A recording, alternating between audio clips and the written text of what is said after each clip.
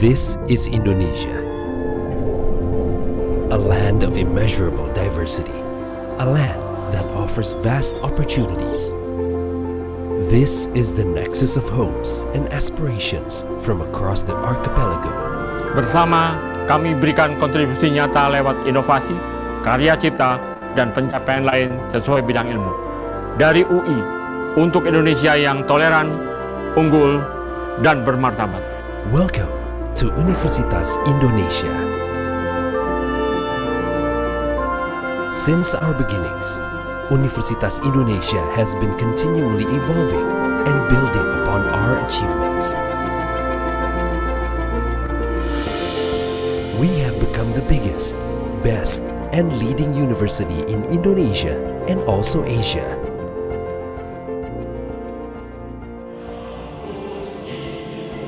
Here at Universitas Indonesia, the best and brightest from across the region come to study.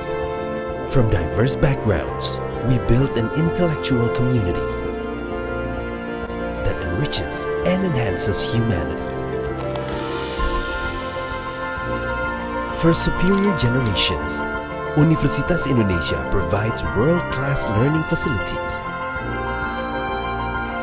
We implement state-of-the-art technology for research and industrial development.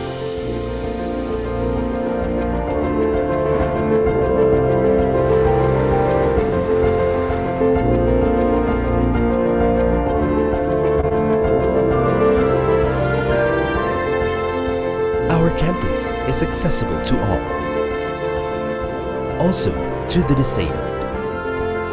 This is our commitment for realizing an inclusive educational environment. Universitas Indonesia is fully supported by environmentally friendly transportation and sustainable energy systems.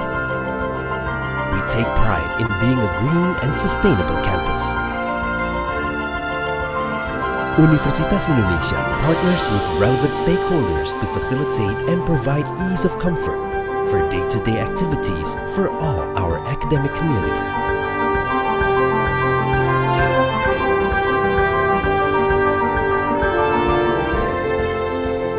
We recognize that each individual is unique, with unique talents and interests. As such, Universitas Indonesia provides opportunities for every individual to develop themselves to their fullest. Universitas Indonesia provides and fully supports students with great facilities and activities so that students are able to develop and grow to become their best.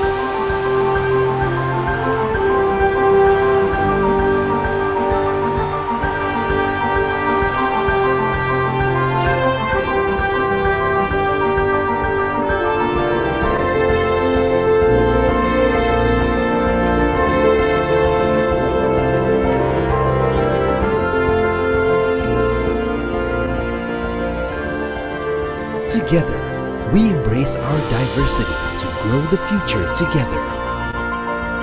For Indonesia, for the world.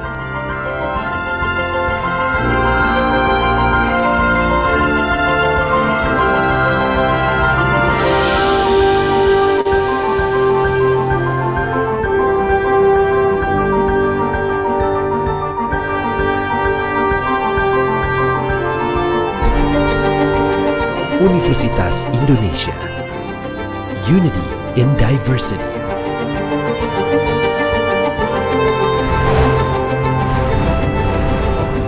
Universitas Indonesia, Veritas, Probitas, Justisia.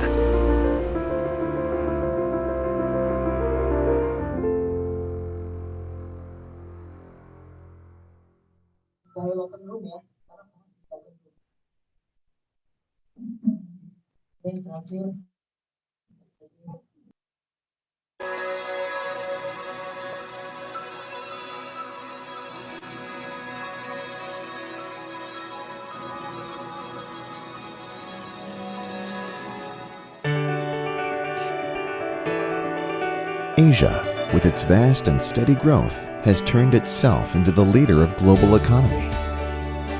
Indonesia, with its strategic position, has the chance to take the major role in this era. In order to build global partnerships and counteract the threats, strategic policies should be taken. To enhance the nation's competitive advantage, further approach through in-depth, comprehensive studies and researches are crucial. With our long history, has proved ourselves to be a reliable academic institution. After successfully adapting into distinct programs, in 2016, officially the program turned into School of Strategic and Global Studies. School of Strategic and Global Studies Universitas Indonesia contributes the cause by producing qualified human resources and studies. Situated in the heart of Jakarta, the School of Strategic and Global Studies provides a variety of courses on multidisciplinary and interdisciplinary studies at the master's levels. In my humble opinion, I can say that I have a good impression at the first sight.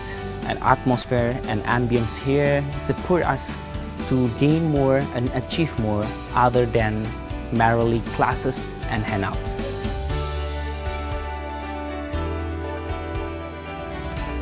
I think that is a very promising because of the multidisciplinary approach that Universitas Indonesia offers us to study. For another reason, the situation that I actually got in the classes is a lot of interesting current issues that we're talking about, so it's academically fulfilling for me.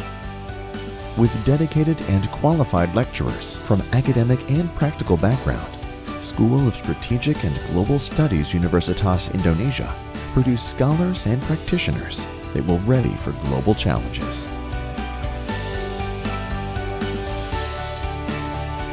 Together, we build the nation for a better world.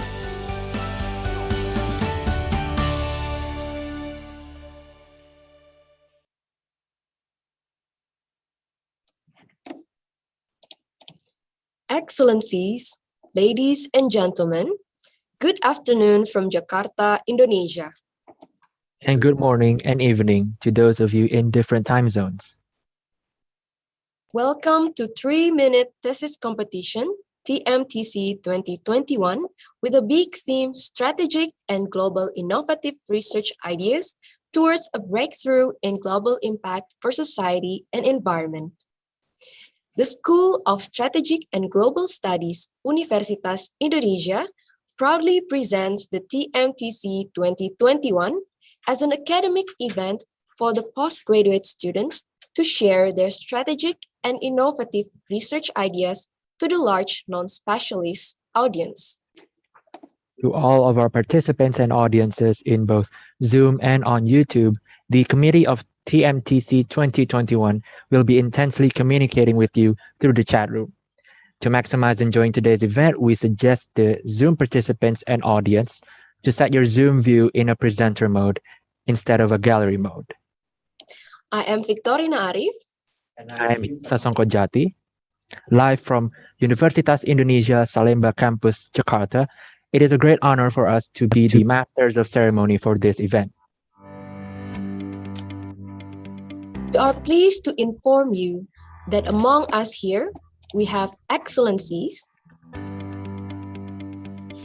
Bapak Nadiem Anwar Makarim, BA MBA, Minister of Education, Culture, Research and Technology, Republik of Indonesia. Profesor Ari Kuncoro, SEMA, PhD, Rector of Universitas Indonesia. Dr. Agustin Kusumayati, MSc, PhD, Secretary of Universitas Indonesia. Ator Subroto, PhD, Director of SSGS Universitas Indonesia. Dr. Eva Ahjani Zulfa, Vice Director of SSGS Universitas Indonesia. Dr. Lin Yola, Chairman of TMTC 2021 SSGS Universitas Indonesia.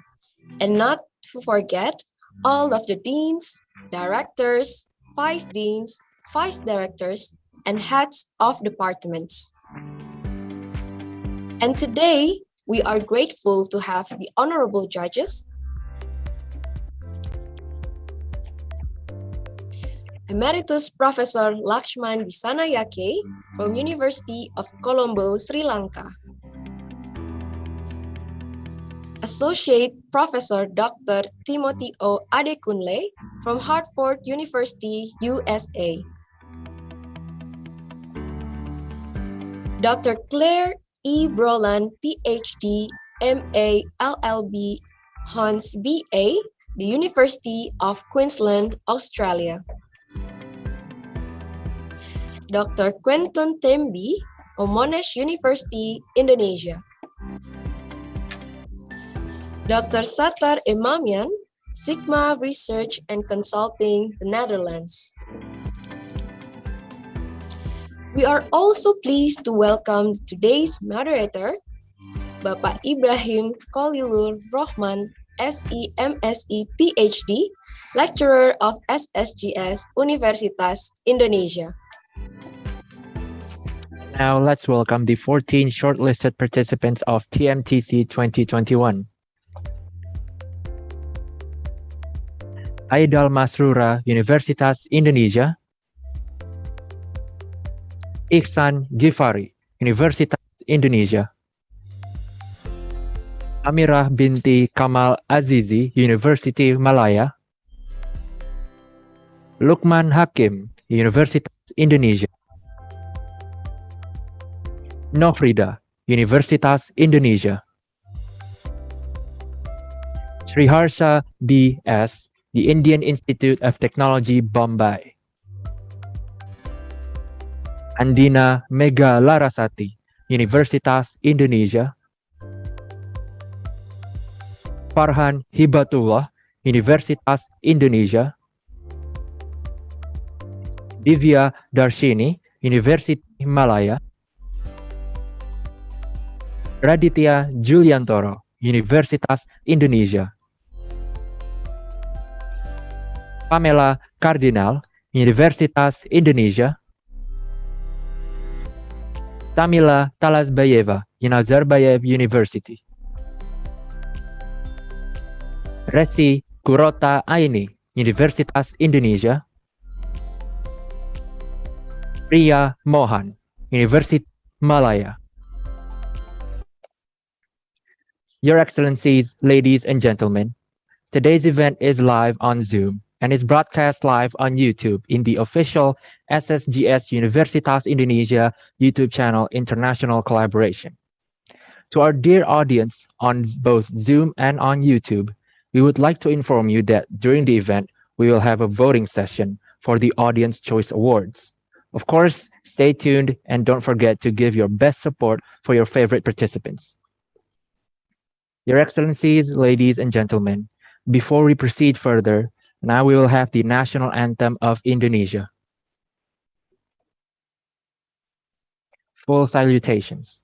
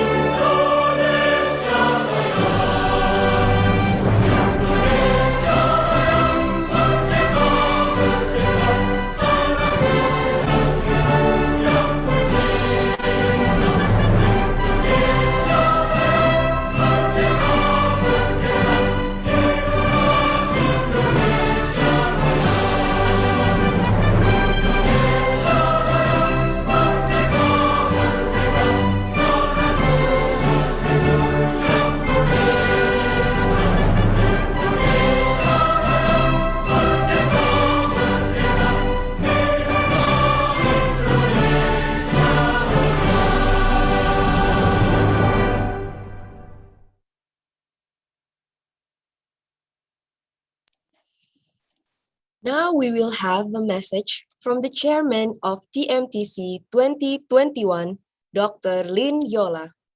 Please welcome Dr. Lin Yola. Thank you, MC. Excellencies, Honorable Minister, Rector, Secretary of Universitas Indonesia, Director, Deans, HOD, judges, guests, participants, and audience. Very good afternoon. Assalamualaikum warahmatullahi wabarakatuh. Peace and prosperity be upon us all. I would like to welcome you all to the 3 Minutes Thesis Competitions 2021. I'm Dr. Lin Yola. I'm really honored to have this opportunity to chair this event. Universitas Indonesia is a national and globally influencing university with the high academic and research impact. School of Strategic and Global Study as one of the significant roles in Universitas Indonesia towards a leading research university. Once again presents its commitment to elevate the research development and activities in the multi, inter, and/or transdisciplinary scientific approach. To implement this, the significant program of TMTC 2021 was strategized to enhance and celebrate the academic and research culture among the academics and graduate students. With this, a strategic and innovative research idea will be shared to the large audience across the university campus. Excellencies, ladies and gentlemen, this year, we are proud to conduct the third TMTC and extending invitations to more Asian countries. The TMTC 2021 brings the big theme of global strategic and innovative research ideas toward breakthrough in global impact for society and environment. We have received over 40 submissions across Asian universities. Today, we welcome 14 shortlisted finalists with the multidisciplinary backgrounds from 4 universities and 4 countries. And especially, we are also honored to have 5 honorable judges with the multidisciplinary background from across regions to assess today's presentations. And not to forget, we're also happy to appreciate the support from the audience, which as per this morning data, we have around 457 registered audience from 47 universities, 25 schools, 11 government institutions, and many more from private sectors that will continually joining us our live event. It is very clear that this event is a stage to celebrate an intellectual dialogue among the academics and non-academics across the expertise, campuses, and nations. So the research will be no longer be an idea or a degree requirement, but is also an essential platform to publicly deliver the message of significant contributions to policymakers, industry, society, and environment.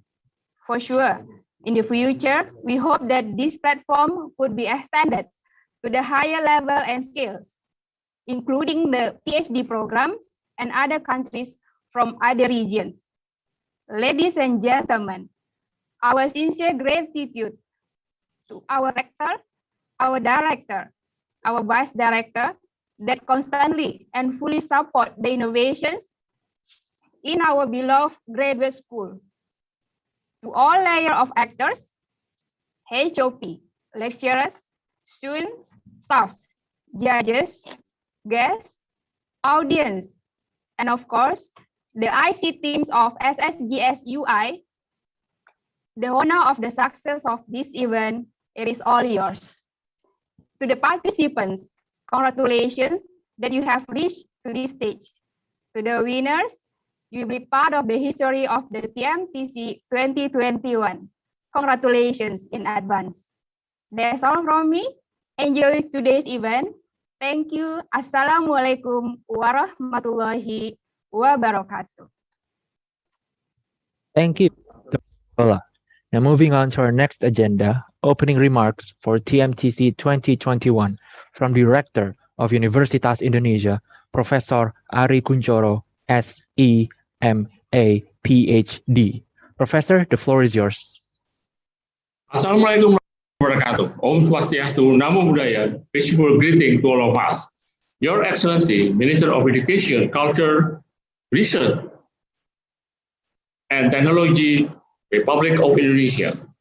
The Honorable Judges, University Secretary, Vice Rector, Professor, Deans, and Director, invited ASEAN universities, and distinguished ladies and gentlemen.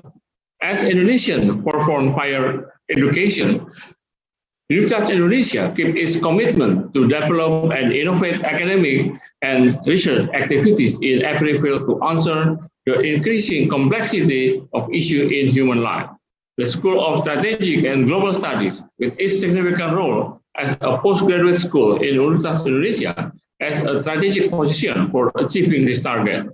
Therefore, the School of Strategic and Global Studies Universitas Indonesia, with its multidisciplinary and or interdisciplinary scientific approach, keep developing excellent research and innovation at the national and international level. The 3-minute thesis competition, TMTC, is an innovative strategic program and essential instrument to expand the School of Strategic and Global Studies, thus Indonesia profile, impact, and collaboration. This program aims to increase the quantity and quality of service through the collaboration and partnership for continuous education. The competition atmosphere for sure will strengthen the research culture and share the outcomes with the public. Honorable Minister, currently the MTC 2021 has expanded its collaboration to more ASEAN universities. This event is a form of a real international platform to share the academic and research findings across the campus and nation. To all finalist participants, good luck with your presentation today. To the honorable judges, our high appreciation for your available academic feedback and participation. To the audience, welcome to be part of this great event. We hope that this event gives significant insight to academics today and deliver the message of impact to the larger non-specialist audience. Enjoy today's event. Thank you. Wassalamualaikum warahmatullahi wabarakatuh.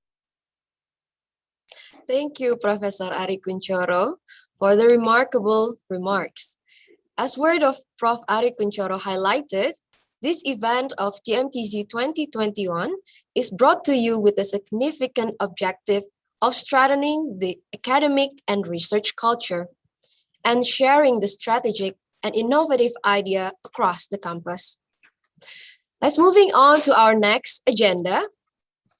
Official opening of International TMTC 2021 from the Honorable Minister of Education, Culture, Research and Technology of Republic Indonesia, Bapak Nadiem Anwar Makarim, BA, MBA.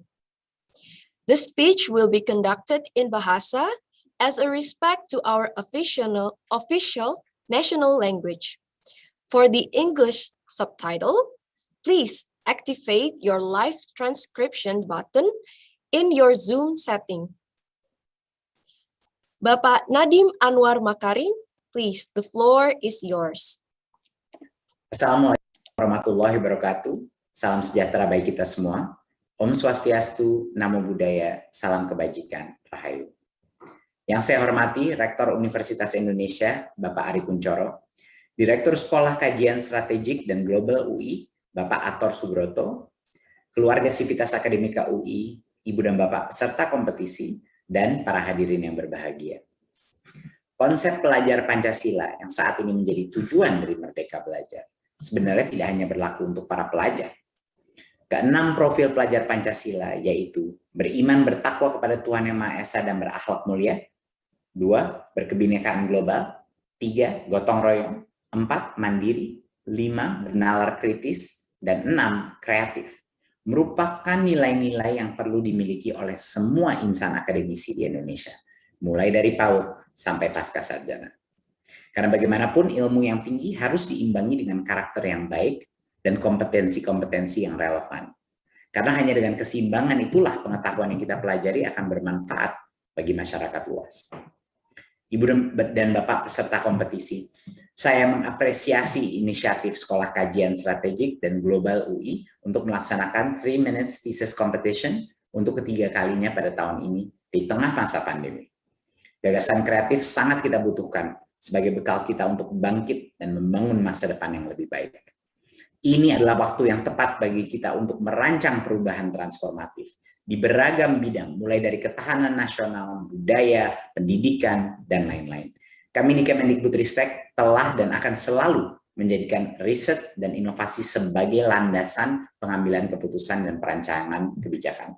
Di samping itu, Merdeka Belajar juga mengedepankan kolaborasi dalam gerakan mencerdaskan generasi bangsa. Khususnya untuk sektor pendidikan, para ilmuwan dan akademisi terus bergotong royong dengan masyarakat untuk menghadirkan perubahan yang lebih baik. Oleh karena itu, saya berharap kegiatan ini akan melahirkan pemikiran kritis yang dapat digunakan sebagai pijakan untuk kita melompat ke depan, khususnya setelah masa penuh tantangan ini. Selain itu, melihat kegiatan ini, saya harapkan akan tumbuh semangat gotong royong yang lebih besar, lintas bidang studi, lintas sektor, di kalangan akademisi. Ibu dan Bapak yang saya hormati, pertumbuhan dan ketangguhan Indonesia di masa depan bergantung pada para akademisi yang mau mengabdikan ilmunya bagi masyarakat. Mari menjadi pembelajar sepanjang hayat, berkarakter pelajar Pancasila untuk mewujudkan cita-cita Merdeka Belajar. Terima kasih. Wassalamualaikum warahmatullahi wabarakatuh. Om Shanti Shanti Shanti Om. Namo Buddhaya. Thank you, Bapak Nadiem Makarim, for officially opening the International TMTC 2021. Your Excellencies, ladies and gentlemen, now we are entering the main agenda of TMTC 2021. This competition will be led by the moderator, Bapak Ibrahim Khalilur Rahman, PhD. Please welcome Bapak Ibrahim. Thank you very much, MC Hugh Sasakojati and Victorina Arif for the kind introduction. Good morning, good afternoon, good evening, ladies and gentlemen, distinguished guests, honorable judges, participants. We hope that everybody is having good time now. It is a big honor for me, Ibrahim Khalilur Rahman, as the moderator for this year, the 3-minute thesis competition TMTC 2021, with big title of Strategic and Global Innovative Research Ideas Towards a Breakthrough in Global Impact for Society and Environment, conducted by School of Strategic and Global Studies, Universitas Indonesia. Today, I'll be moderating this event. And before we are going through the main presentation from the participants, allow me to give you some snapshot of the program today. So today we'll have 14 participants representing 4 universities and 4 countries, Indonesia, Malaysia, Kazakhstan, and India, competing in this 3 minutes thesis competition. Then we are really honored to have 5 judges joining with us already now. Professor Laxman Disanayake from University of Colombo, Sri Lanka. Associate Professor Dr. Timothy Adekunle from Hartford University, Connecticut, the US. And then we also have Dr. Claire Brolan from University of Queensland, Australia. We also have with us now Dr. Quinton Tembi from Monash University, Indonesia, and Dr. Satar Imamian from Sigma Research and Consulting, the Netherlands. Good morning, good afternoon, good evening, judges. Now we'll be discussing and giving you the criteria of the competition today, that we have 70% mark based on research idea comprising current issue, clear objective, strategic and innovative idea, methodology, and global impact for society and environment, as well as we have communication aspect comprising communication, presentation, and supporting media. The participant will present the research and presentation in English, and afterwards we will have 1 to 2 minutes for the judge to give their mark online. And then towards the end of the event, we'll have judge feedback. 5 judges will give their general feedback after the TMTC program. And then for awards, this TMTC 2021 is designed for 4 winners, first, second, and third winner according to judge mark. And we also have audience choice award based on the voting system. So we suggest all audience to set the Zoom view in the presenter mode instead of gallery mode to have the better interaction during this event already. Yeah. Now we are entering the most important part. I think the participant might be a bit nervous, but please don't. We have 4 participants in the first section of the presentations. And again, we invite the interaction from all the guests, please. If you wish to vote your favorite presenter in this competition. Without further ado, let's welcome the first TMTC 2021 participant, Aidal Masrura, Department of Psychology, Faculty of Psychology, University of Indonesia, with the title of presentations, The Role of Cyber-Based Environmental Attachment in Moderating the Relationship Between Nature, Relatedness, and Happiness during the pandemic time. Aidal, are you ready with your slides? Yes. Please Yes, share I'm your ready, slides Okay. and show us that you are ready. Okay.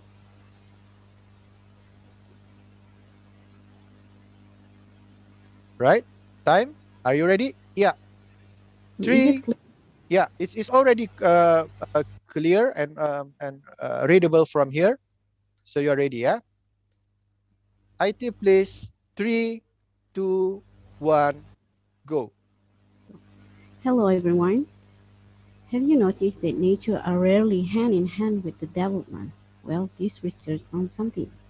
This research started with the current circumstances of COVID-19 that has created a very unproductive health situation. Inability to overcome the situation will result in the collapsibility of healthcare system. Hence, the study reviewed what can contribute to the health sustainability. One of them is happiness. So, how can we reach happiness? To reach happiness, one must fulfill the basic psychological needs of relatedness. Speaking of relatedness, most of them only discuss on the context of social context. However, during the pandemic, the restriction of mobilization has lowered the chance of people to connect socially. Nevertheless, there are studies which state that relatedness can be in the form of other contexts, such as natural environment. So feeling connected with nature or nature relatedness is consistently reported as the predictor of happiness. However, there are certain conditions and individual differences that may affect this relationship. According to certain research, people who have high nature relatedness are having high sensitivity that come from the network device, which lead them to experience certain discomfort symptoms. This considered as infliction and taxing the relationship between nature relatedness in predicting the happiness in a good way. During the pandemic, it is inevitable to use internet. In fact, there are certain environmental attachment in digital era. It is the degree to connect to internet or cyber-based setting where all interaction mediated by device or internet connections. So how does nature relatedness collaborate with cyber-based attachment during pandemic time to attain happiness if they seem against each other? So we conduct online survey to 3,938 respondents of Indonesian citizens. Interestingly, we found that cyber-based attachment did not undermine this relationship. As a matter of fact, it even strengthened the relationship between nature relatedness and happiness. This may happen during the pandemic time because the mobilization restriction has prevented people to connect socially, and people who attach to cyber setting using this as the means to fulfill their need to connect socially. This implies that nature can go hand in hand with development, but this must be carefully assumed. From this study, the development can go along with nature if only development directly touch the basic psychological needs. In addition, the use of internet also as the form of conservation that held by most people who feel connected with nature despite the uneasiness experience. They show that the nature relatedness may promote pro-social behavior and to endorse nature relatedness, the nature should be available to be accessed in advance. Hence, in order to create better society and environment, development and nature should be hand in hand in order to build better world. Thank you.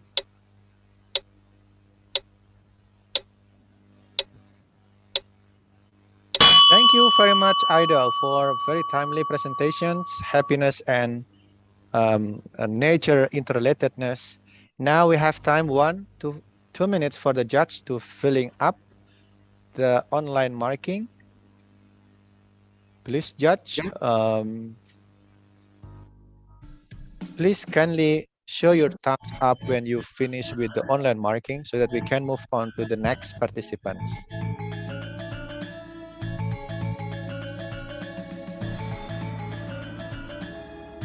Please give your thumbs up when you finish with the marking.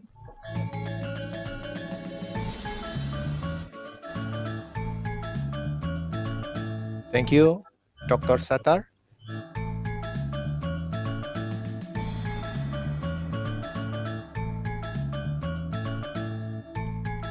Thank you, Professor Timothy. So we have already 2 in our pocket. Thank you, Professor Lakshman. 3. Dr. Claire, are you done?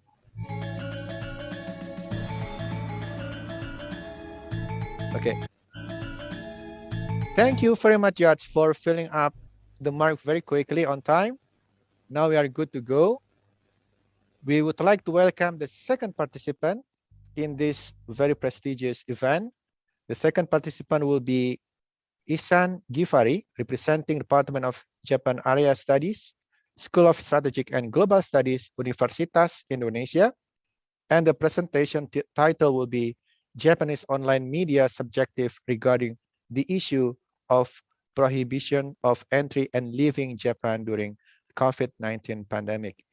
Ihsan, are you ready with your slides? Yes, thank you very much. Please go on directly. Okay, is that okay with the slide? Yeah, it is okay. IT Okay. timer. Okay, Yes. I will count 3, 2, 1, go.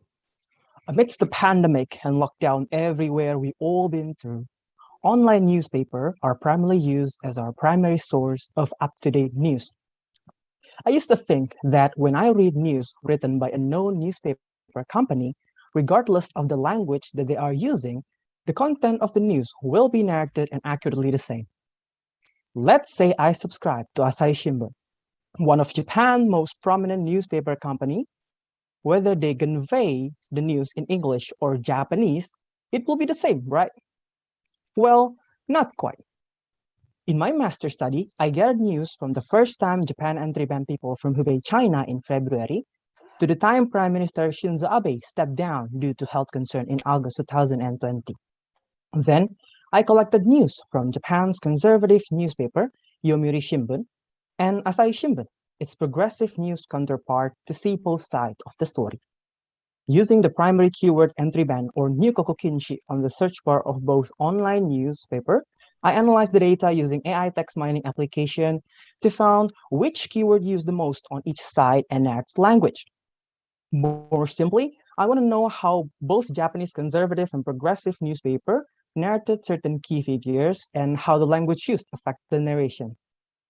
Well, my research concluded that, as you might know, both conservative and progressive newspaper narrated certain key figures differently.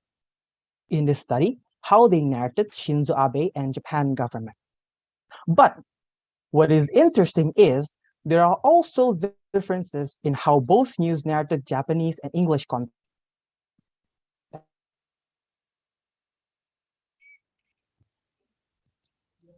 Ihsan.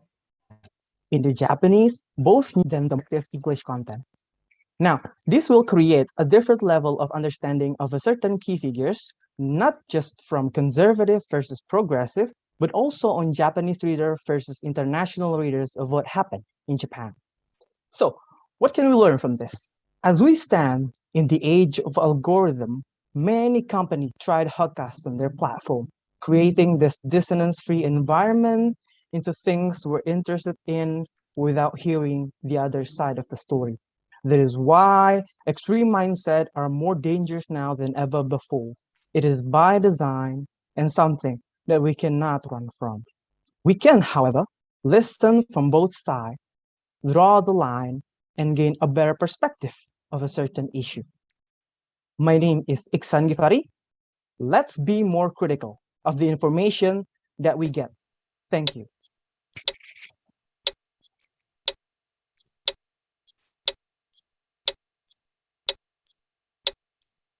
Thank you very much, Ishan, for very interesting topic about Japanese media. And now, as usual, we will have about 1 to 2 minutes for the judge to filling up the online marking system.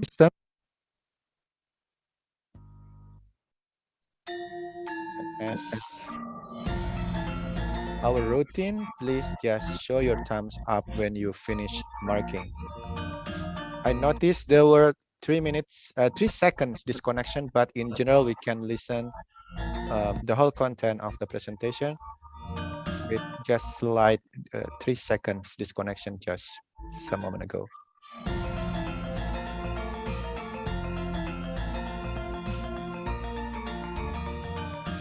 Thank you, Professor Timothy, Dr. Satar,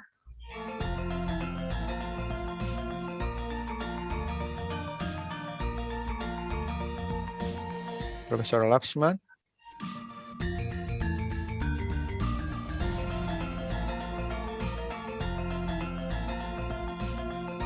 Dr. Claire, Dr. Clinton, the last one. Are you done?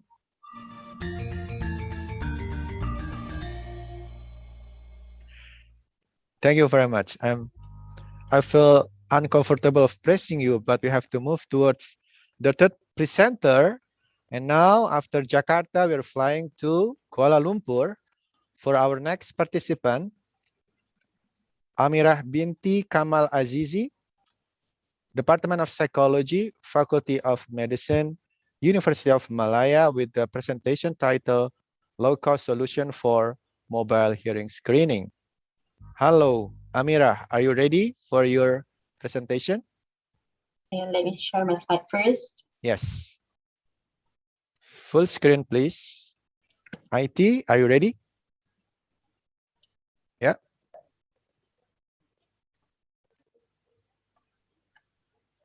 Just wait a minute. Because of time difference between Jakarta and Kuala Lumpur, we have to kind of adjust the time.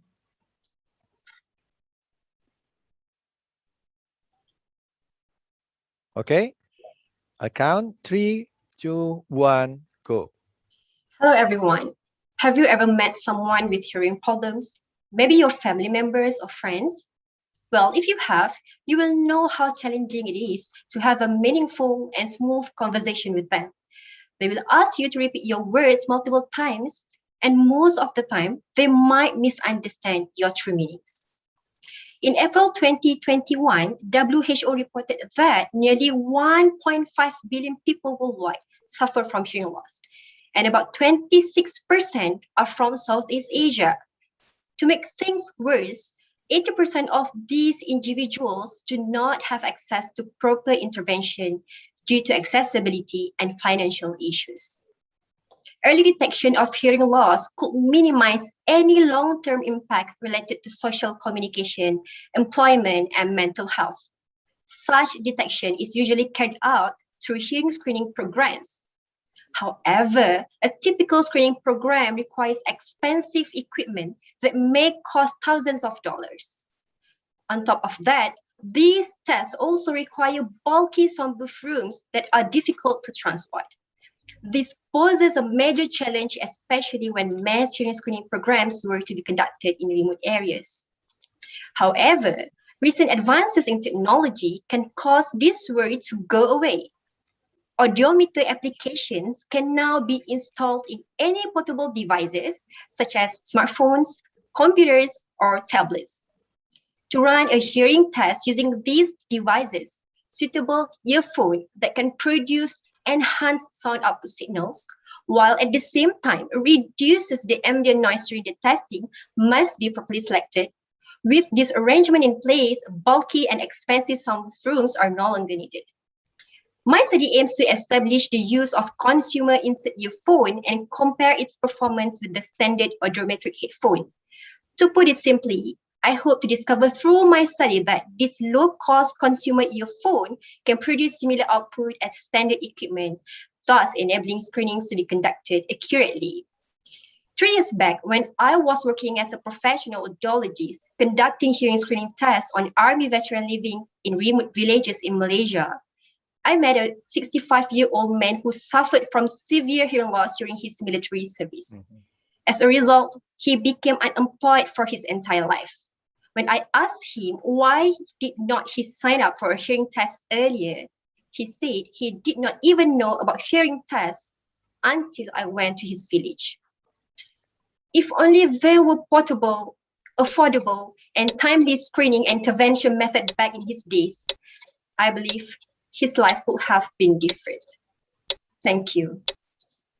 Thank you very much, Amira. Wonderful, wonderful talking about how innovation can help the unfortunate ones. I think this is really interesting topic.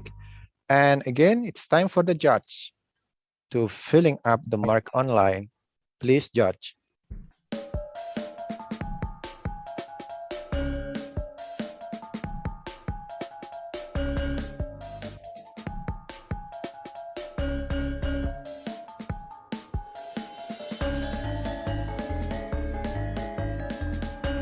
Thank you, Dr. Quinton.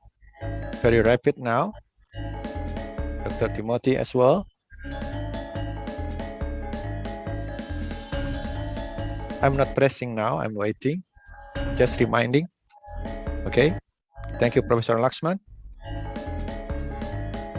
Dr. Sattar.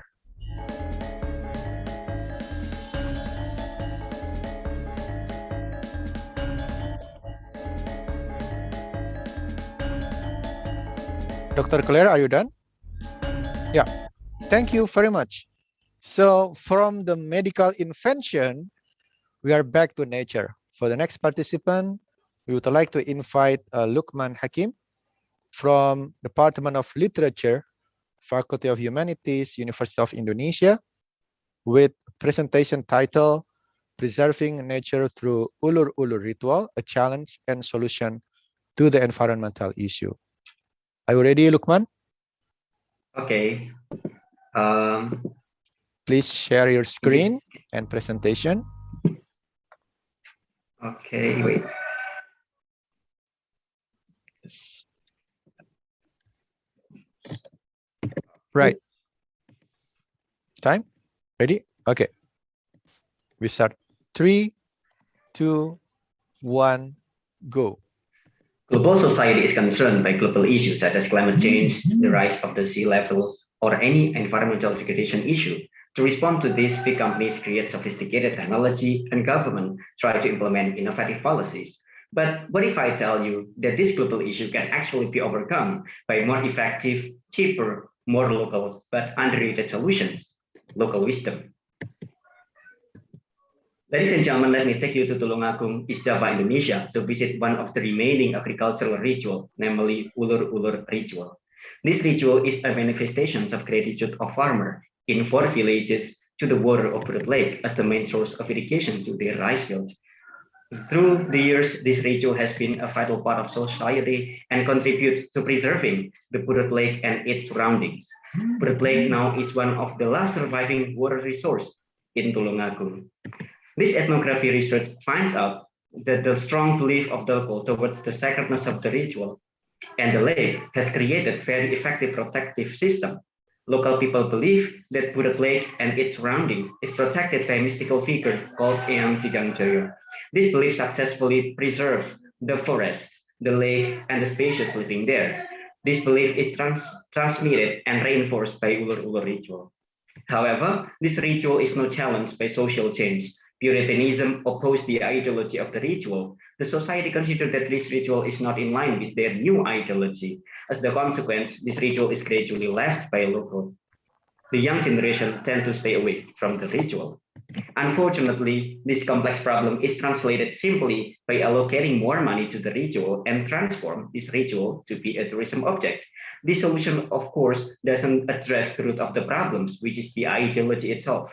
Even though in 2020 this ritual was granted to be one of the national intangible cultural heritage by the Ministry of Education and Culture of Indonesia, this award still does not have significant impact. The locals do not even know about this program. And at the end of the day, this program is still translated by giving even more money to this ritual by local government. This research therefore urges the social sciences to be placed in cultural and tourism department in every region in Indonesia to be able to address the root of the problem faced by certain local wisdom. Ladies and gentlemen, finally, I am aware that ulur-ulur is only one of the examples of local wisdom in Indonesia. But imagine with more than 500 ethnic groups inhabiting the archipelagos, how many local wisdom related to nature can be found? And if those local wisdom can be strengthened and empowered, the current global issues such as climate change or even radicalism can actually be prevented for local wisdom nurture not only nature but also humanities. Thank you. Thank you very much, Lukman. Such an interesting topic linking between traditionalism, modernism, and how the ritual like ulur-ulur has been one of tools to keep environmental aspect.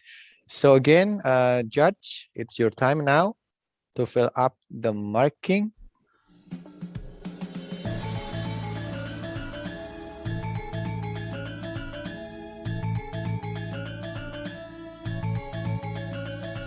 Thank you, Dr. Satar.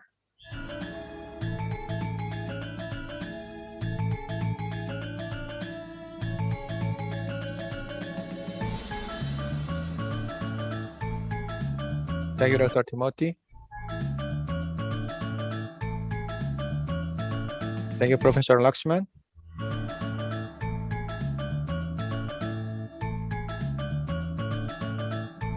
Thank you, Dr. Quinton.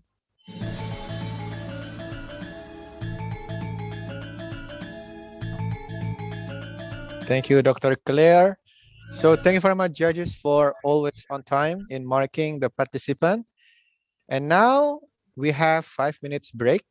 But before, we have some information to be presented on slides regarding the future event conducted by School of Strategic and Global Studies. The next conference agenda will be held on October 2021. Oh, sorry. And please visit our website to get to know more detail about the event. icsgs.sksg.ui.ac.id.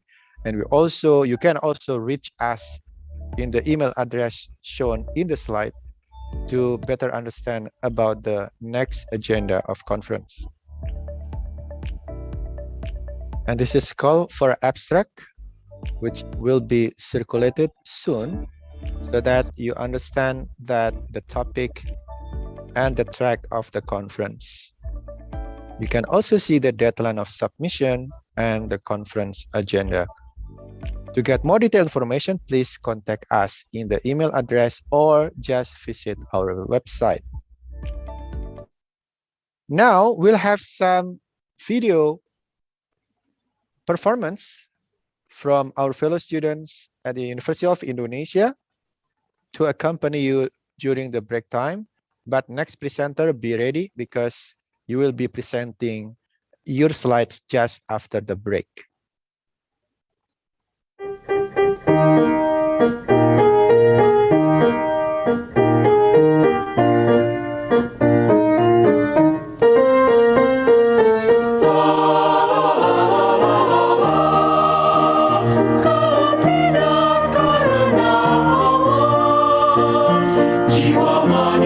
Indonesia,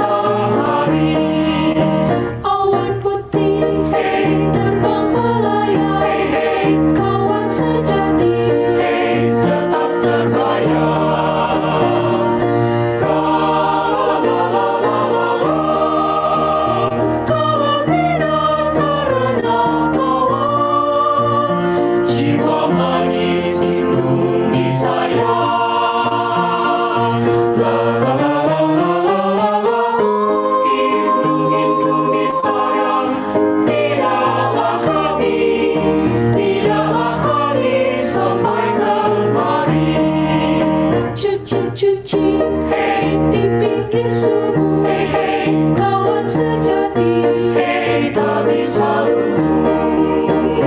La la la la la la la la la.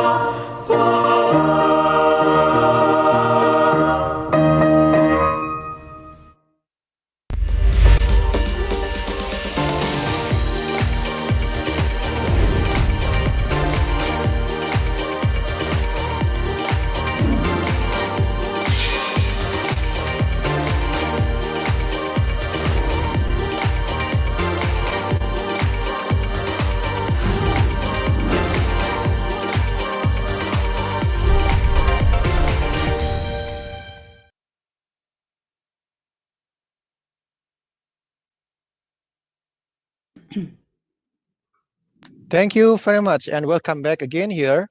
The last song was Keroncong Kemayoran. I think every year University of Indonesia enrolled about 4,000 students, and I'm sure that song will be the most favorite song among the students. Remind me of our freshman era like 22 years back. Okay, ladies and gentlemen, again we will continue our presentations to the fifth participant will be Nofrida from Department of Urban Studies, School of Strategic and Global Studies, University of Indonesia. And the title of presentation will be No Money, No Worries, Adaptive Governance Practice During COVID-19 in the Highest Population Density Sub-District in Jakarta. Now, Frida, are you ready? Wow, the outfit is really relating to the topic. Are you ready with the presentation of Frida? Yes, I will start my presentation. Yes, please. Just share the screen to us. Okay. You can count down.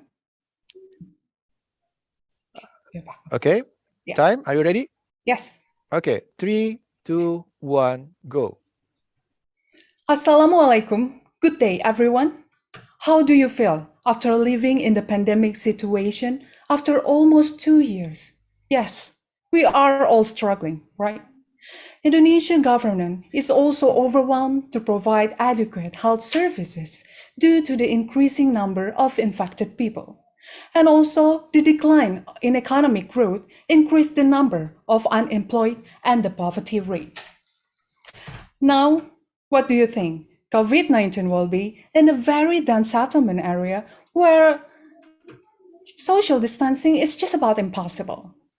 Well, there is one kampung settlement in DKI Jakarta named Kali Anyar Sub-District, placed in Tambora District in West Jakarta, that will amaze you.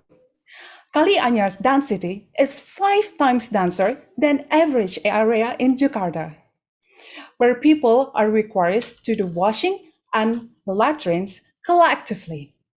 Surprisingly, this kampung settlement is declared free from COVID-19 when Jakarta has reached more than 1,000 cases.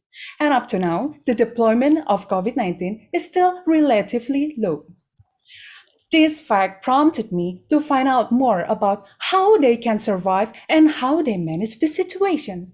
And so I carried out my research in case study and qualitative analysis by doing some observation and interviews. And I was shocked by the fact that I found the people in Kali Anyar has managed in responding COVID-19 without financially supported both from provincial and the central government. The response system is a novelty.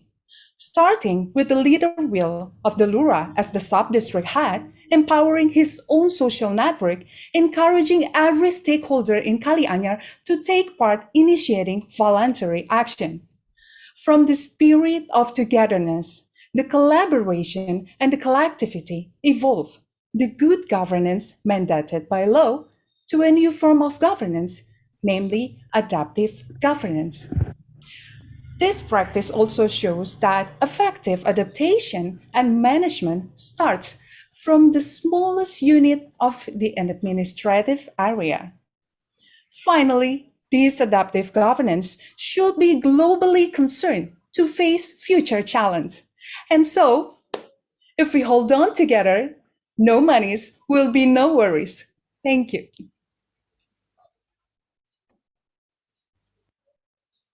Thank you very much, Nofrida.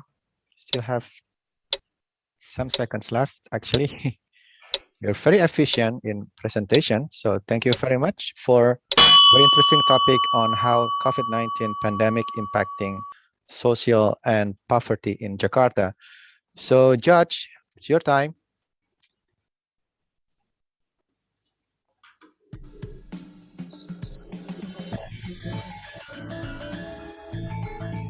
Can you spot the judge, please?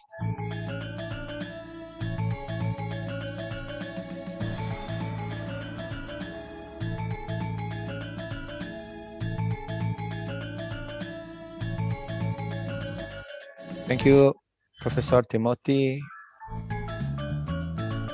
Dr. Claire, and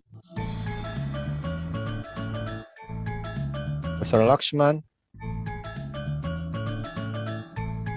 Dr. Satar, are you done? Yeah, okay, then Dr. Quinton will be the last one. No pressure, but just reminder. Okay. Thank you very much, Judge. And thank you, Nofrida, for very, very interesting presentations. From Jakarta, we are now flying to the city. Thank you very much, Nofrida. From Jakarta, now we are flying to the city of dreams, the capital city of Maharashtra in Bombay. And unfortunately, at this time, we are not talking about movie, but about some innovation in medical field. So please welcome Sriharsha BS from Department of Electrical Engineering, Indian Institute of Technology, Bombay. Sriharsha, are you with us already? Yeah, hello. Yes, I can hear your voice. Okay, So please I'll share your share my slides if you are ready. Yeah. Right. Is that visible? Time, are you ready? Yeah, okay. 3, 2, 1, let's go. Okay, hello everyone. So I'd like to start off by saying something controversial. Like we do take being literate for granted, right? More specifically, what I mean is we are easily able to understand what we read and hear from lectures and TV and all those things, mostly. And as postgraduate students, we are expected to create new knowledge. But that's not the case for a good population set in India. There's an NGO called Pratham that conducts an annual literacy survey across India. And what they've found is that a good portion of students in class 8, they're unable to read a text that is meant for a class 2 student. So this was in their native language. And there are similar statistics for English as well. So our goal here was to build some sort of system that reduces the drudgery that's involved when they're trying to test on so many children and they're trying to train their volunteers and so on. We wanted our system to sufficiently mimic an expert evaluator of literacy, and we also wanted it to handle large-scale deployments. What we hope is that our system can gauge different educational and allow students to take tests more often and give them feedback.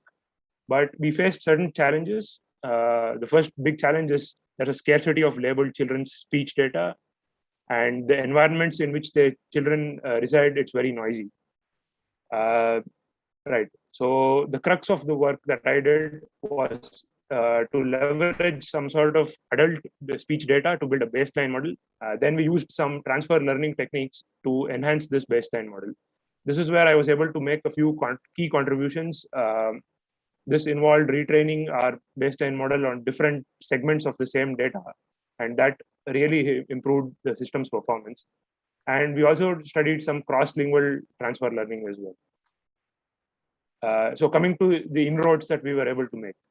One way to measure our inroads is to evaluate our system with other off-the-shelf ASR systems. So that is done by checking whether the system can correctly detect by the child and reject incorrect words. So with this comparison, we found that our system was much better than Google's ASR and Microsoft's Azure systems and all. And the final impact that we were able to make was we were able to make a partnership with the Azure team that conducts these tests. And we were able to develop an Android app that you can see on screen now that will provide instantaneous feedback to the student as long as an audio recording of them taking the test is available. So this is just the tip of the iceberg. We hope to find out what the real reasons are, and this is a good step forward in that. So thank you. Thank you very much, Sriharsha, for very interesting and innovative research you are currently undertaking. Now I'm inviting again the judge to give the marks online.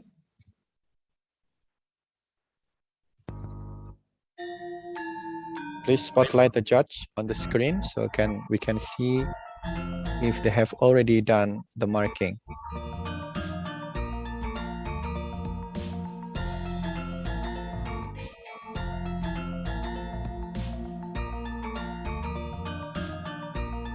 Dr. Sattar has done.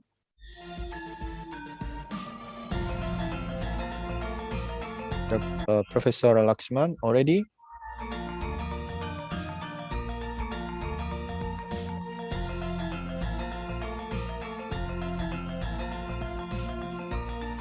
Dr. Quinton, are you done with the marking? Yeah. Dr. Adekunle? Yeah, done. Dr. Claire? Okay. Thank you very much, Sriharsha and the judge, always on time in grading the participants.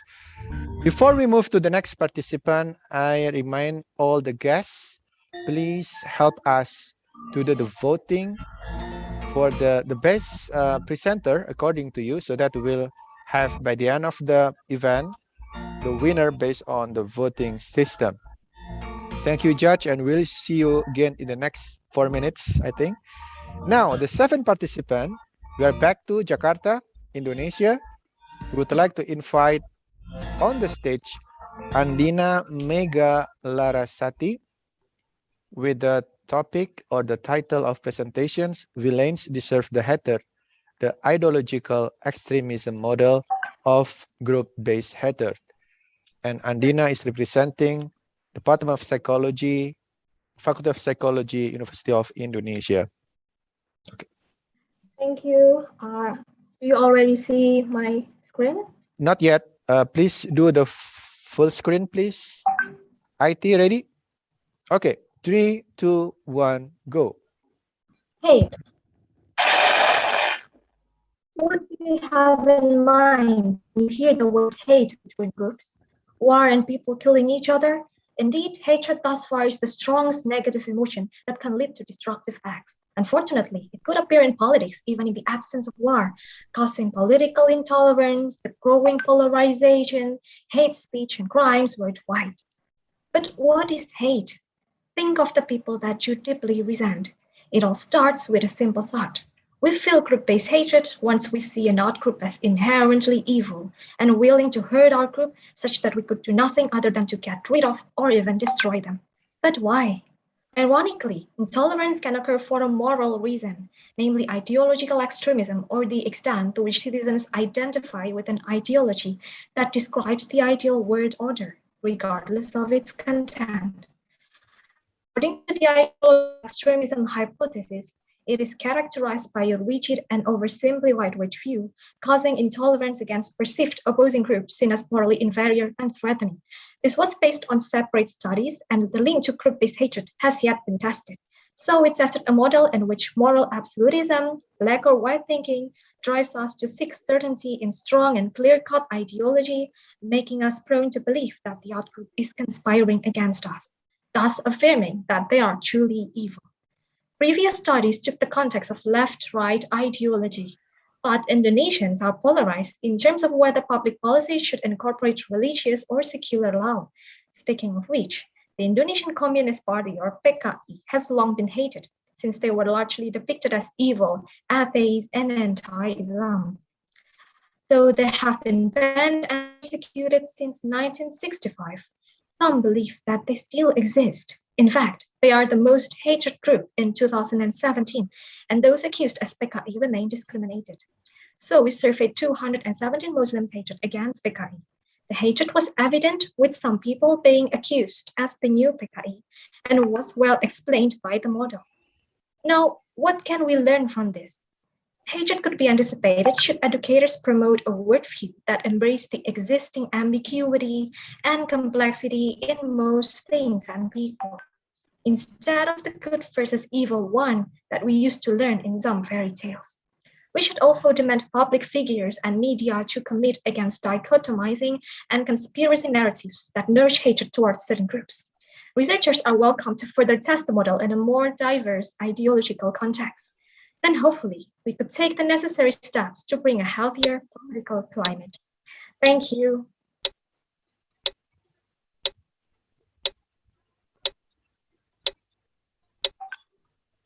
Thank you very much, Andina. What a lovely presentation you have.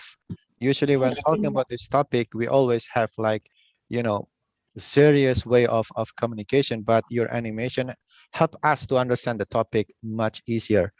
So as usual, please judge, it's your turn to fill up the online marking. Please spotlight the judge on the screen so we can check if they have already done the marking.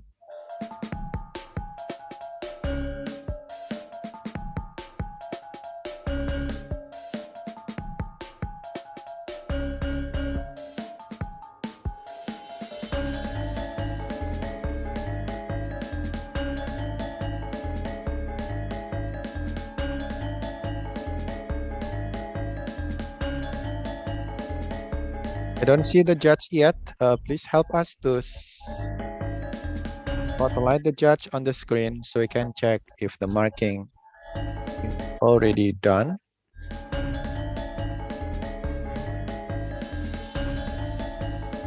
Okay. Judge, we have some technical problem here. Just could you please say yes or no if you have already done the marking? I'll call you up one by one. Professor Laxman, are you done? Yes. Okay. Professor Timothy, yes, I saw your thumb up. Dr. Claire, are you done? Can you please say yes? Just because we have some technical issue here to spotlight your screen. Dr. Tandur, okay. I think Dr. Satar is always quick, so I assume you have done. Please say yes, Dr. Satar.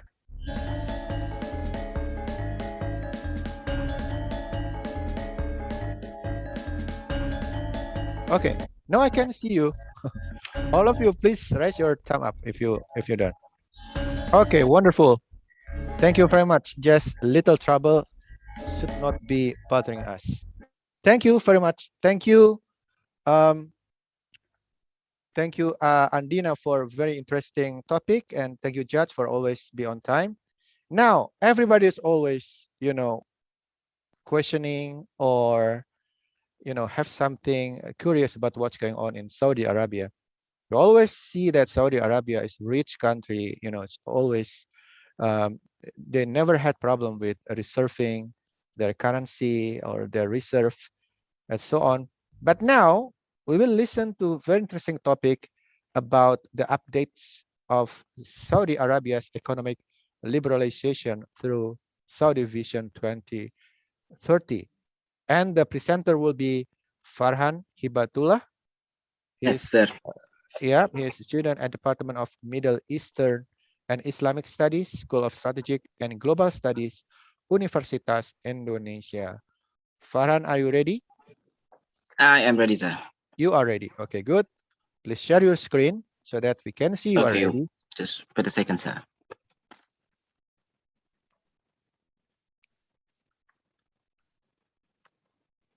Right. Can you see my screen? Very clear from here. Time. Okay. 3, 2, 1, go. Before petroleum exploration, Saudi Arabia was a relatively poor country until Saudi Arabia nationalized Aramco in 1980. This makes the economy of Saudi Arabia increase sharply, and the petroleum sector has a very significant role in the economy of Saudi Arabia. Saudi Arabia's economic dependence on the oil sectors makes Saudi Arabia's economic condition relatively vulnerable. First, oil is a non-renewable resource. And second, the market price of oil lately is also very volatile. To overcome this, Crown Prince Mohammed bin Salman issued the Saudi Vision 2030 program, a program to create economic diversification and slowly leave the economy's dependence on the petroleum sector. There is a tendency that Saudi Vision 2030 is trying to be achieved through liberalization. So how does the manifestation of Saudi Vision 2030? By using qualitative research and liberalization concept approach from the Heritage Foundation, this study assessed the manifestation of the Saudi Vision 2030. According to the Heritage Foundation, the initial stage of liberalization is the release of government control by implementing four components. First, the rule of law includes things like the transfer of property rights of state and policies to fight corruption. Second, the government size includes the efficiency of government organizations. And third, the regulatory efficiency is about making regulations that can provide business freedom and monetary freedom. Fourth, market openness, which is about market openness both domestically and in terms of a global economy.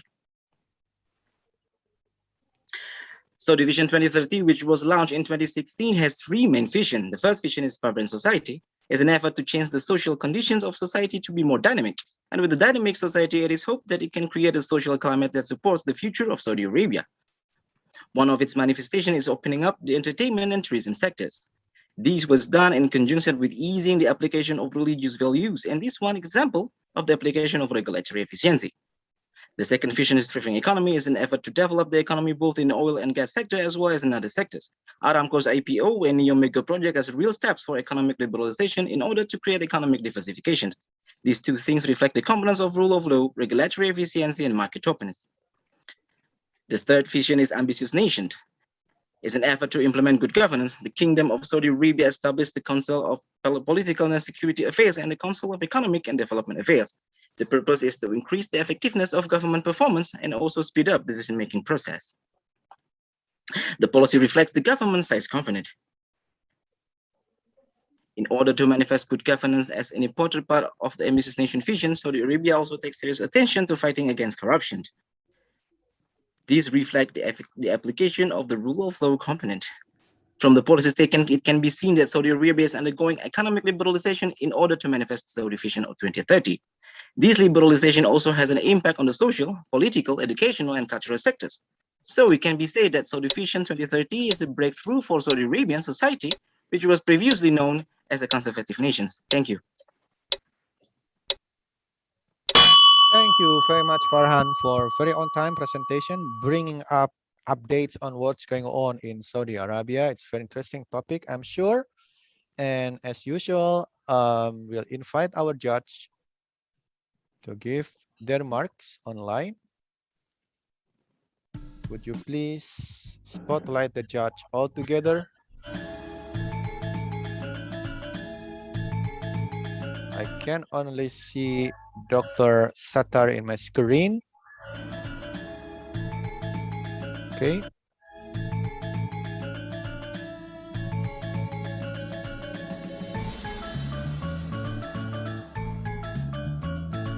Thank you, Professor Lakshman.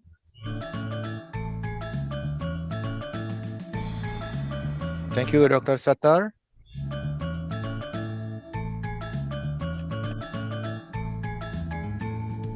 Thank you, Dr. Timothy.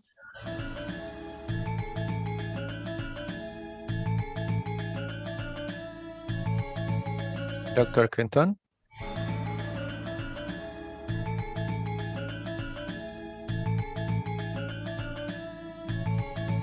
Thank you, Dr. Claire. So all is done. Thank you very much, all the judges, for being very on time.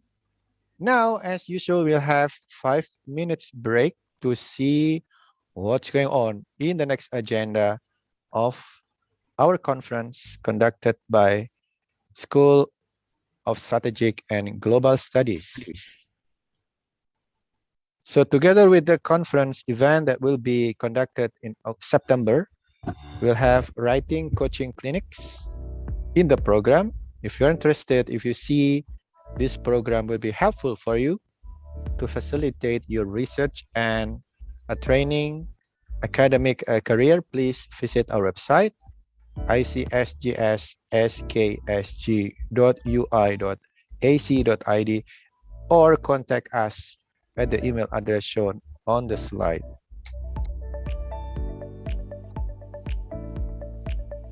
So writing is always very challenging for us, especially in Indonesia, where slightly different way of writing between Bahasa and English.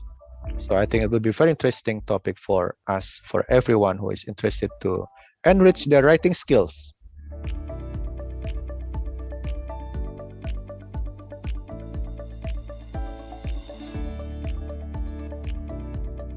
And then we have pre-conference seminar on October 5th, 2021.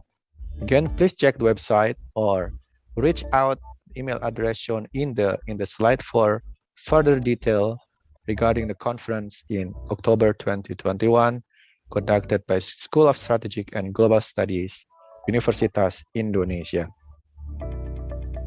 Okay, we'll have some beautiful song after this. Video performance from Universitas Indonesia student. And again, I remind you to do the voting in the email in the address that we sent in the chat box. Please support your favorite presenters. Please video.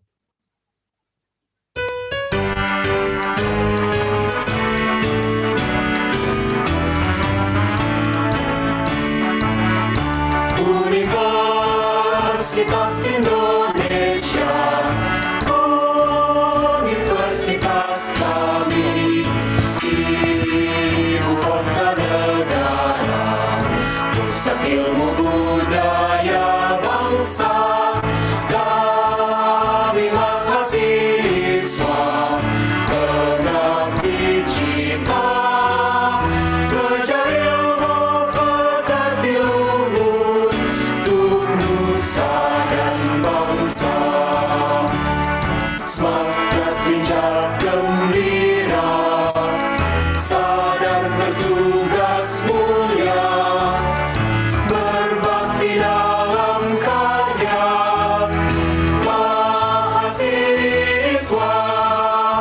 Universitas Indonesia, berlambang cita, berdasarkan Pancasila, dasar negara. Kobarkan semangat kita demi ampera.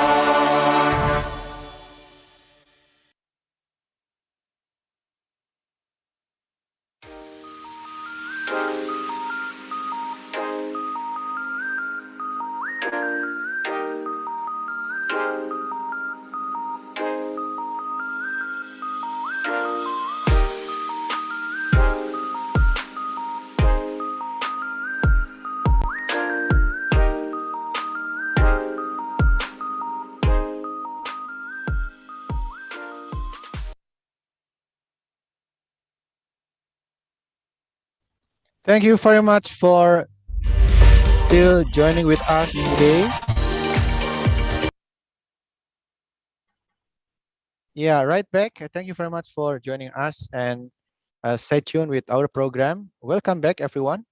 Of course, you can go for a little drink if you wish, but we'll continue to the next participant of 3 minutes thesis challenge. And the next participant will be, I'll be flying to Kuala Lumpur just yet again. The next participant will be Divya Darshini from Department of Molecular Medicine, Faculty of Medicine, University of Malaya, with the presentation's title, Your Biomarkers, Our Solutions, Choosing the Right Lane for the Prostate Cancer Early Detection. It must be really interesting. Divya, are you ready? Yes. You are ready, yeah? Time, are you ready? Okay, I'll count 3, 2, 1. Let's go. Hello, everyone. Have you ever wondered how a walnut-sized gland could place men's life in jeopardy? Yes, as men approach the age of 60, the healthy prostate gland in the size of a walnut can enlarge to a size of a lemon. Normally, the cells lining the prostate gland divide to carry on its function, like nourishing the sperm. But what happens when these gland cells receive wrong instructions to multiply at a faster rate? Here is the birth of prostate cancer, also known as the silent killer, as it rarely develops any symptoms in its early stages. As of today, men grapple with prostate cancer. In fact, 1 in 7 men will be diagnosed with prostate cancer in their lifetime. So, do you think the men's body is ignorant of these ongoing changes? Absolutely not. The body releases signals as biomarkers from time to time to alert the unusual behavior of the abnormal cells. Now, let me tell you a story about a 60-year-old man who initially complains of waking up frequently during the night just to pass urine. Days later, he goes to the doctor and gets a blood test done. Upon receiving his results, he came to know a protein called PSA with a measurement way higher than normal threshold. This old man's body is clearly sending cues to warn the doctor, but the doctor couldn't make a diagnosis based on the PSA screening alone. Why? It's because PSA can also be expressed in most other cases like prostatic inflammation, benign prostate enlargement, or even prostate cancer. So the poor man has to be subjected to a painful prostate biopsy procedure to confirm the diagnosis. Yet, he receives a negative biopsy result of no cancer detection. This experience made him realize that PSA gave a false alarm. Hence, our lab focuses on finding alternative screening tests to bypass the biopsy procedure. We are exploring the untapped waste product of men, urine, because it is the proximal fluid of the prostate gland, also non-invasive. To look for reliable urinary protein biomarkers, we have novelized in finding unique set of amino acid sequences from a protein of interest, the ITI protein. I will then use enzymatic scissors to cut the desired edges to form peptide fragments. These fragments will now be used as magnets in attracting the hidden native urinary proteins using a highly sensitive and specific mass spectrometer. This instrument will now allow me to count the altered levels of the ITI protein to discriminate cancer from benign prostate. Overall, my master's journey is heading towards finding valuable prostate cancer-specific biomarkers to develop an easy-to-use screening tool that may provide solutions to men by taking the right path for a pain-free diagnosis. Thank you.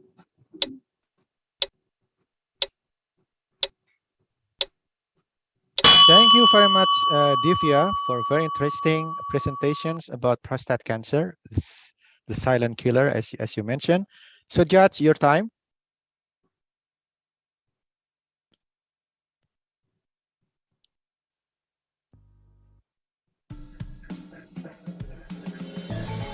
Please spotlight all judges on the screen.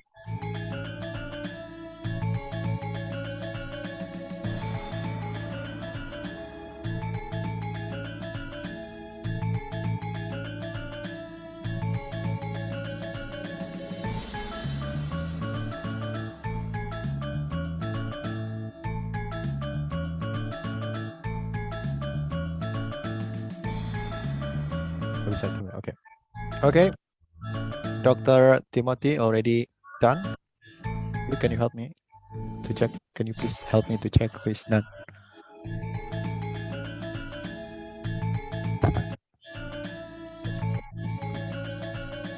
I can see Dr. Timothy has already marking. Professor Lakshman. Dr. Claire is done. Dr. Kinton is done. Dr. Satar is done. Professor Lakshman is usually very quick. I think you are done already. Okay. Thank you very much, judges. Thank you very much, Divya, for a very interesting presentation about prostate cancer. Well, we already have learned about many research discussed today from many different angles: technology, environment, economy, sustainable development, climate changes. But we haven't yet learned about something related to public policy. So we are very fortunate to welcome next participant. The 10th participant will be Raditya Yuliantoro from Department of Policy Studies, School of Strategic and Global Studies, Universitas Indonesia. And the presentation will be analysis of electronic implementations of investigation management in increasing investigation performance at the Ditispidum Barreskrim Police Republic of Indonesia. So Raditya, if you are ready, please give me signals. Are you ready? Please I'm trying to unmute. share the screen right now. Yeah, please share your screen. Okay. And full screen for us. Okay. Yes. Can you see the screen? Yeah. Time. Okay. 3, 2, 1. Let's go. Okay. Now, living in the Industrial 4.0, you can see at the My Thesis submission, there's an analysis of electronic implementation of investigation management and improving at the DTP dan Baris Krim Polri. Living in industrial environment 4.0, where all information is connected to technology and the internet, and information is also very quickly and easily obtained because everything connected with technology and internet, and information is also very rapidly and readily available, and also because of the many cases that are happening in the community today, as well as the number of public complaints about the poor performance of the Indonesian National Police. Therefore, I deliberately take this issue to be discussed.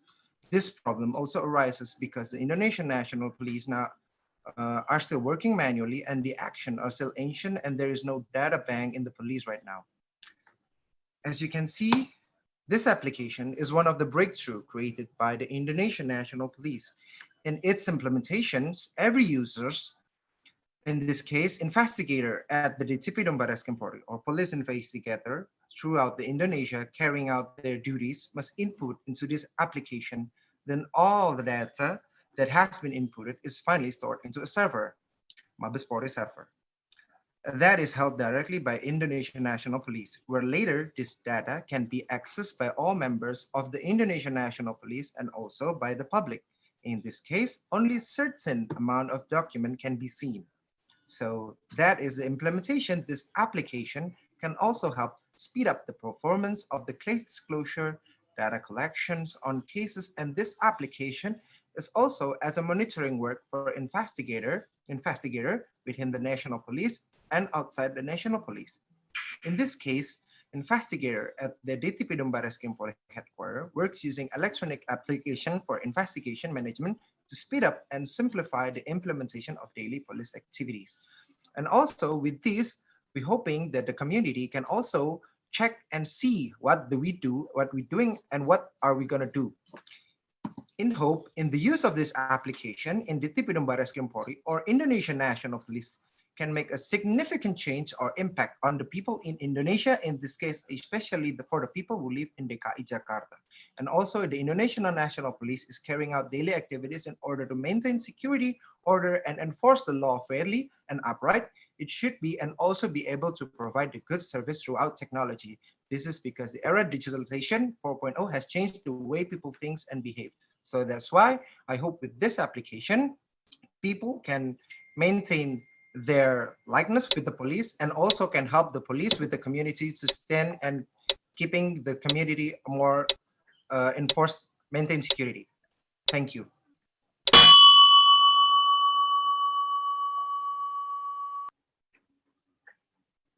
Thank you, Raditya. Just in time. It's very interesting that police is also introducing new technology to improve the performance and service for all citizens. So we are really looking forward to the implementation of the innovation. And again, we invite our wonderful judges to give the online marking.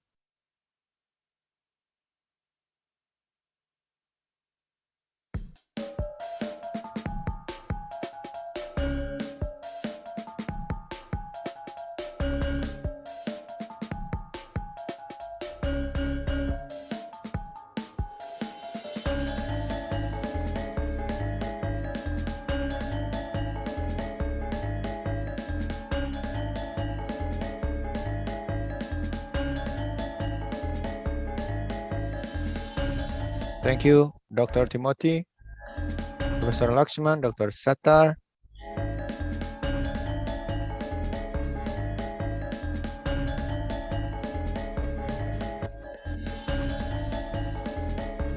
No pressure, just a reminder. Thank you, Dr. Kinton.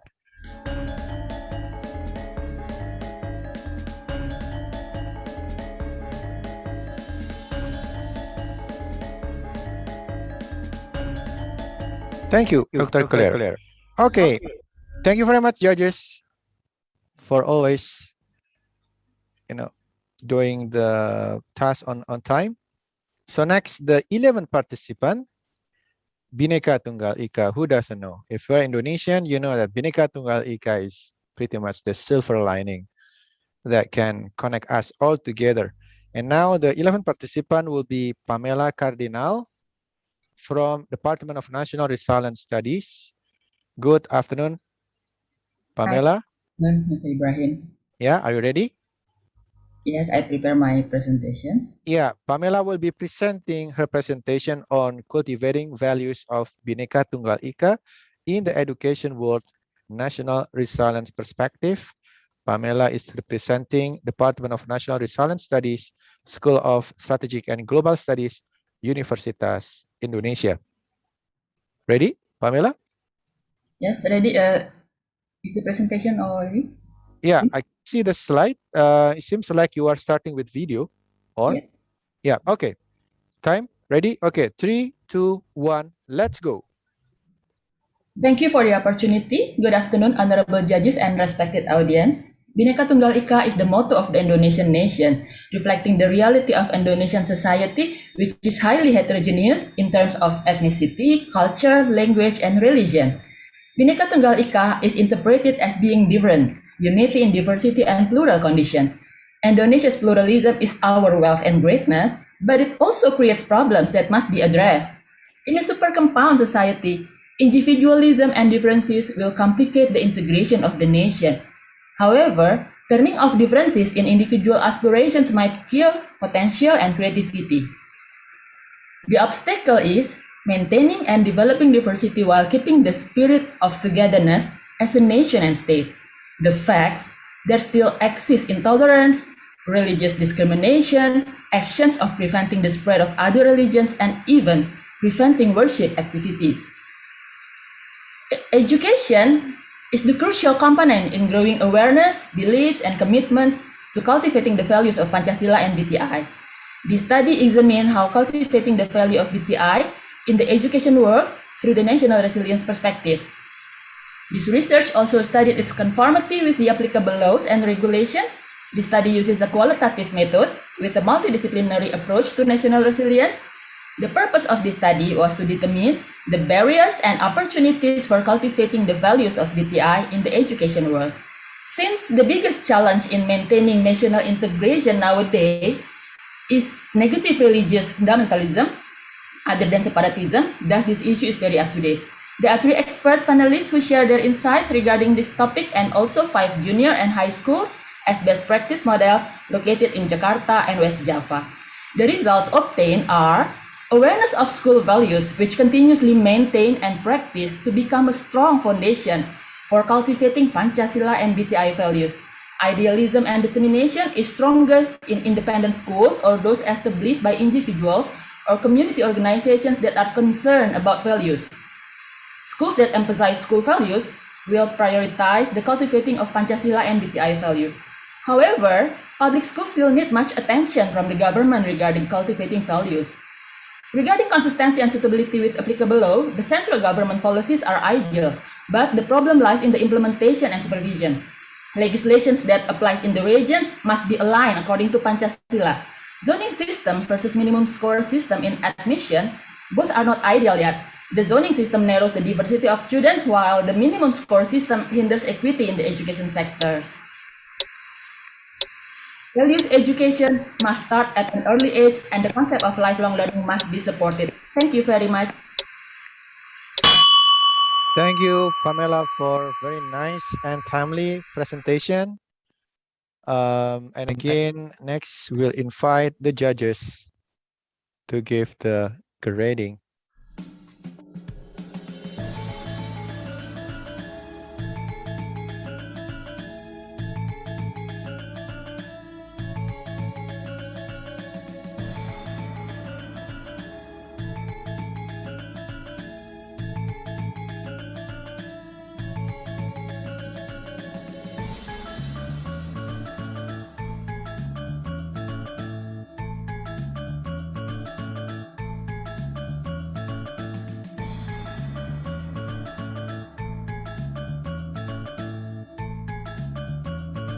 Thank you, Dr. Kenton.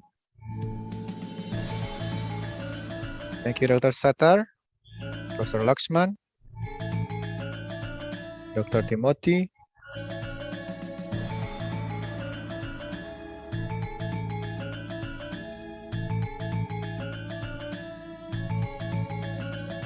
Very challenging. 3 minutes presentation, 1 minute grading, equally difficult for everybody, I think.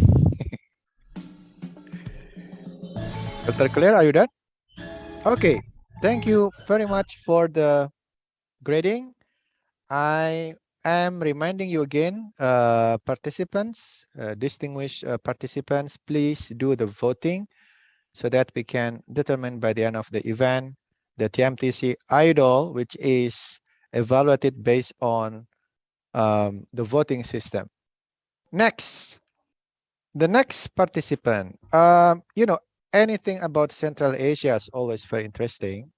My personal opinion that Central Asia is a bit of undisclosed for everybody.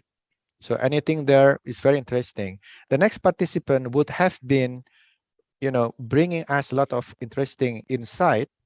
Tamila Talasbayeva from Department of Public Policies, Graduate School of Public Policy, Nazarbayev University, with the title City of Nur Sultan Municipal Household Recycling Program, Reasons for Failure and Recommended Modification. It would have been very interesting topic for us to learn and to listen. Unfortunately, we just have received just some moment ago that Tamila is not able to join this final presentation due to health issue. It means that we will be missing the live presentation from her. It's quite unfortunate situation, but I think we'll have yet another opportunities in the future. So we have to skip presentation from Tamila with best wish for her to have speedy recovery. So without having the 12th presentation, then we jump directly to the 13th participant. And the topic will be about South Korea, not about the drama of South Korea, unfortunately, maybe for some of you. Topic here about quasi-alliance and the limit of choice, South Korea's aborted withdrawal from GSOMIA in 2019. And the presenter will be Resi Korotaaini, Department of International Relations, Faculty of Social and Political Sciences, Universitas Indonesia. Resi, are you ready? Please unmute your microphone. Okay, I'm sorry. I will try to share my slide first. Yes, please.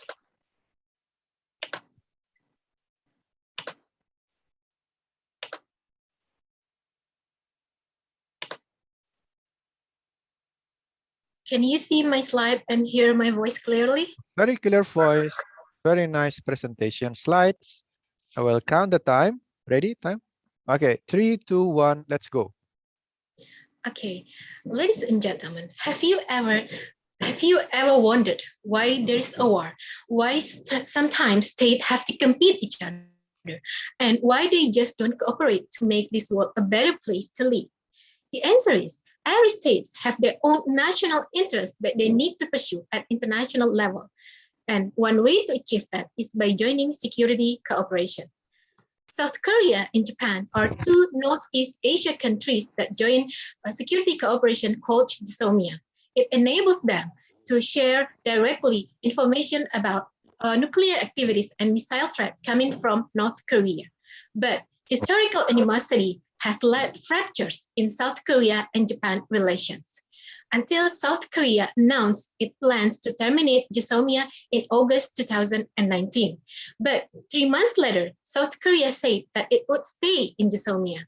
This is critical, since any single political security dynamics occurred in sensitive area of Korean Peninsula not only matters for the regional security order in Northeast Asia, but also for the global society. The concept of quasi-alliance with qualitative deductive method is applied to explain why South Korea prefers to maintain security cooperation with Japan even though they are in the middle of severe tensions. Quasi-alliance is a relationship between countries that are not formally allied but have a third party as a patron, typically a great power. This is the relationship of South Korea, Japan, and the United States as a patron. The pressure coming from external threat will be filtered by the level of patron's commitment. My research found that even though the external threat coming from North Korea on that time didn't completely increase, the pressure faced by South Korea has been magnified by the uncertain security commitment of the US and recent turmoil in South Korea-US relations during Trump's administration. The South Korean dilemma shows us that when facing severe abandonment fears, maintaining partnership, even with a dilemmatic partners, remains the best worst policy alternatives for state to pursue.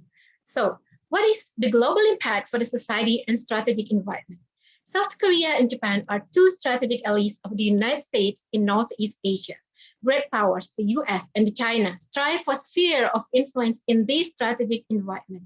Thus, fracture in South Korea-Japan security relations would impact global geopolitics that influence global society and strategic environment. It also shows us the significant influence of great power to the weaker states. Therefore, states need to enhance the internal balancing capabilities in order to decrease their dependency to the others so that they will be more independent to make a decision. And especially for Indonesia, who doesn't have any security guarantee from any great power, should be meticulous in building such alliance and able to pursue its interests amid great powers competition. Thank you. Thank you very much, Resi. Just 1 or 2 seconds beyond the time, but it went very well. Thank you very much, Resi, for nice presentations. And again, time for judge to give the mark.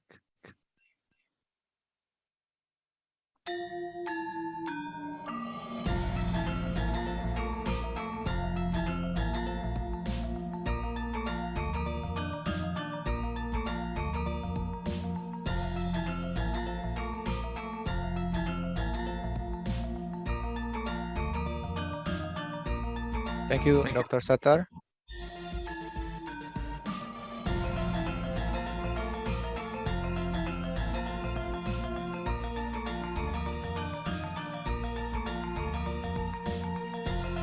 Thank you, Professor Lakshman, Dr. Timothy, and Dr. Kinton.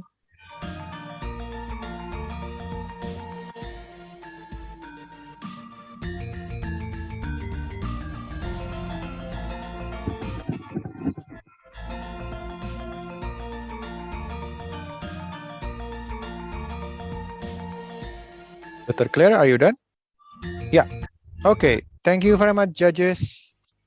We'll see you in the next 4 minutes. So, thank you, Resi, for the presentation. Now we are moving to the last, but certainly not least, the last participant in 2021 3 minutes thesis competitions, Priya Mohan from Institute of Biological Science, Faculty of Science, University of Malaya. I'll try to pronounce the chemical, component here, but please correct me if I'm wrong. Chemistry was like 30 years back, the last time I learned.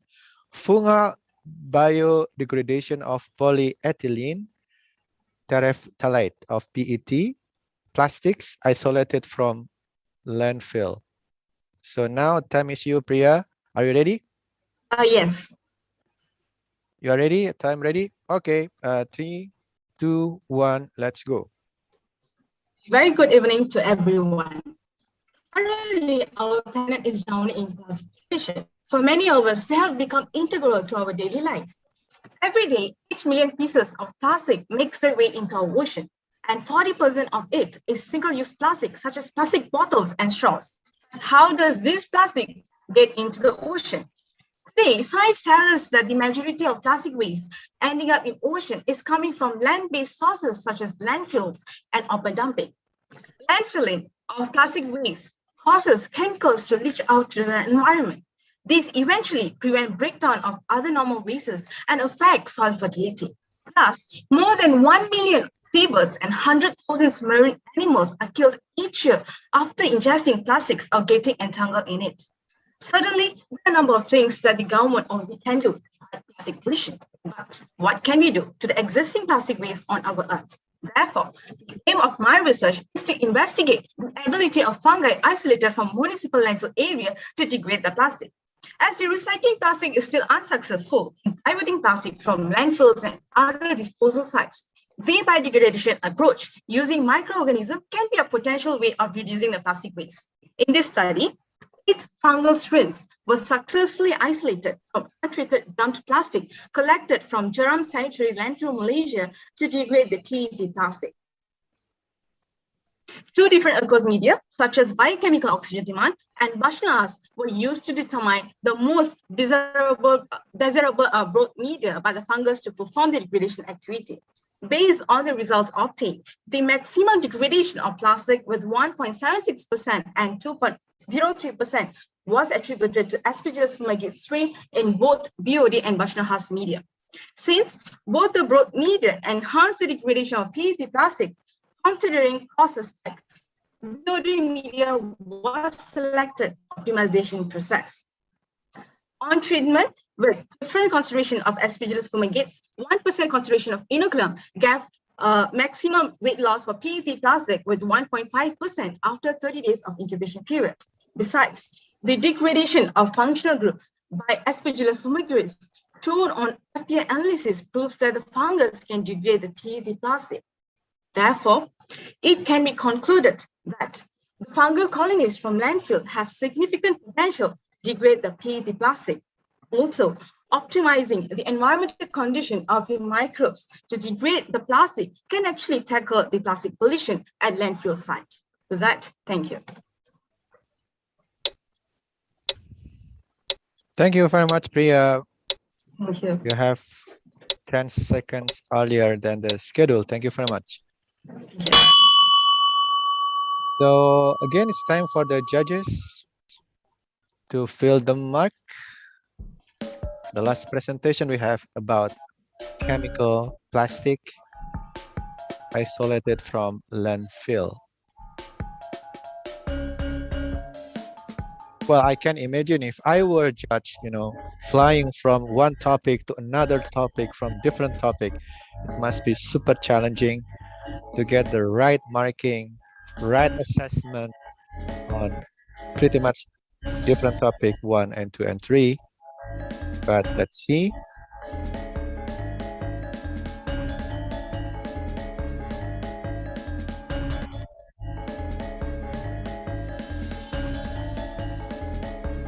Thank you, Dr. Satan.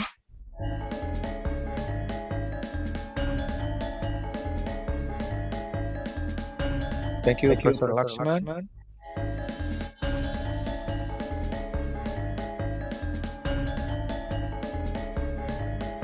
Thank you, Dr. Claire. Dr. Timothy, are you done with them? Okay.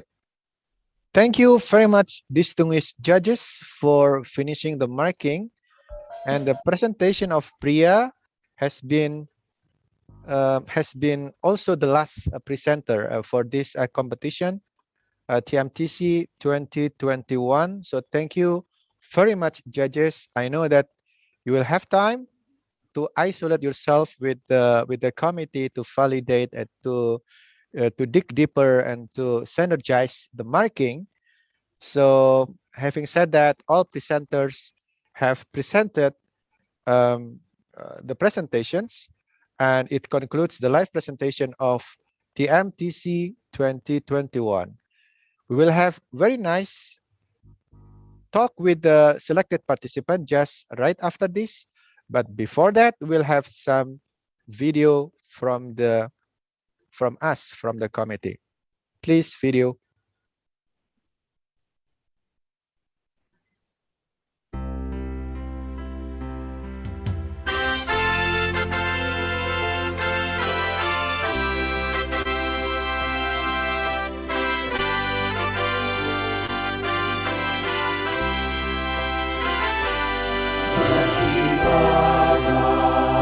Bendera negeriku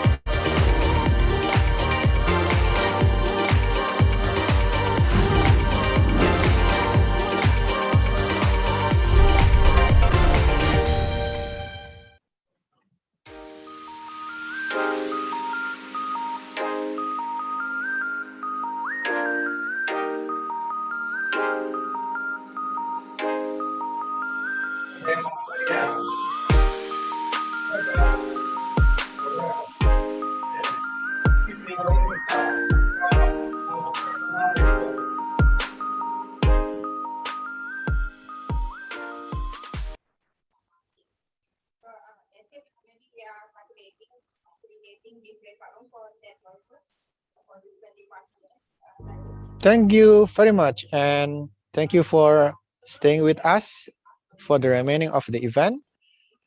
It was amazing to see, all presenters having striving to do the best effort in their research. Of course, we congratulate everyone for presenting wonderful presentation just a moment ago. And now we'll invite three wonderful presenters to represent all participants to join me on stage to discuss about the trajectory of research activities. So first, I would like to invite Ihsan Gifari from Indonesia. And then I also would like to invite Divya Darshini from Malaysia. And we also invite Sriharsha from India. All right, ladies and gentlemen, thank you very much for joining me on the stage. And again, congratulations for wonderful presentation that you have made just a moment ago. It was amazing. I would start with first question for everyone. How long did you prepare the whole study? Was it part of your thesis or was it part of your research, or do you have a dedicated time, dedicated effort to prepare the study being presented for this final competition? I would like to start from ladies first, from Divya. Thank you for the question. So the presentation that I've given today is actually based on a master's thesis. So it's like I've joined my master's for the last 1 year. So I've been working on achieving my research objectives. So when I was in the midst of undertaking a master's and this competition came by, so I just grabbed this opportunity. Yes. Right. Sriharsha, do you have the same profile, like it's part of your master thesis, or? Yes, actually. So in fact, this is a continuous ongoing project that's been happening in a lab at IIT Bombay. So there are many aspects of this. The one that I worked on was part of my master's thesis. So I've been working on it for like 2 years. Yeah. Wonderful. Ihsan, do you have the same as well, same product, or do you have dedicated research for this competition? I think, yeah, I am the same with everyone here, that it is based on my thesis, master thesis, and yeah. Right. Okay. So for me, I always have problem to talk very short and very concise, especially growing up as researcher. It's extremely difficult to shorten and to filter your analysis. Like, of course, master thesis is always very thick, but then you are given only 10 minutes to pinpoint the most important aspect in your thesis. What is the trick? What is the trick to select the most important message in your thesis only in 3 minutes? Maybe I'll start from Sriharsha. Yeah. So that was the trick to this entire competition, right? So we've done so much work. I think most of us have worked for at least 2 years on a master's thesis. How do you summarize all that into 3 minutes? I think the point of focus was, who does it impact? How does your work remain relevant even after you've finished your degree and gone on somewhere? So that was what I focused on. So in my case, it was trying to bring out some sort of a product or some sort of service that can go out and remain even after you're finishing your degree. So yeah, the effect that you leave out from your thesis is probably what I focused on. Right. Do you have the same opinion, Ihsan? Is it difficult, or is it just business as usual to summarize things, a very thick 100 of pages into 3-minute speech that should be comprehensive enough yet short? Thank you for the question. I think it was a good experience for me, and if it is easy, I think it's not. And yeah, related to the tips and tricks, I think from my side, I think we have to have the opening, content, closing, and also action call, so that everyone can stay focused on your presentation. Right. And Divya, how about you? Yes, even I found it very challenging to actually present my clinical research to a layman audience. So it was, I just wanted to rethink my research more figuratively, so that I can actually allow many people understand what I'm trying to work on. And also to add on what Sriya said is actually the bigger impact that we are looking at. Right. Right. So back to you again, Divya. Your study was about a prostate cancer, which is, That's right. it is very haunting for layman like me, especially I'm male, I'm entering 40s. Yeah. Whenever you say prostate cancer, was like reminding me of the bleak future of average male in our age. But how do you communicate the topic so that it should be interesting for everybody? It's not something very clinical. It's not something, requiring a lot of deep understanding to talk about the topic. How do you package that?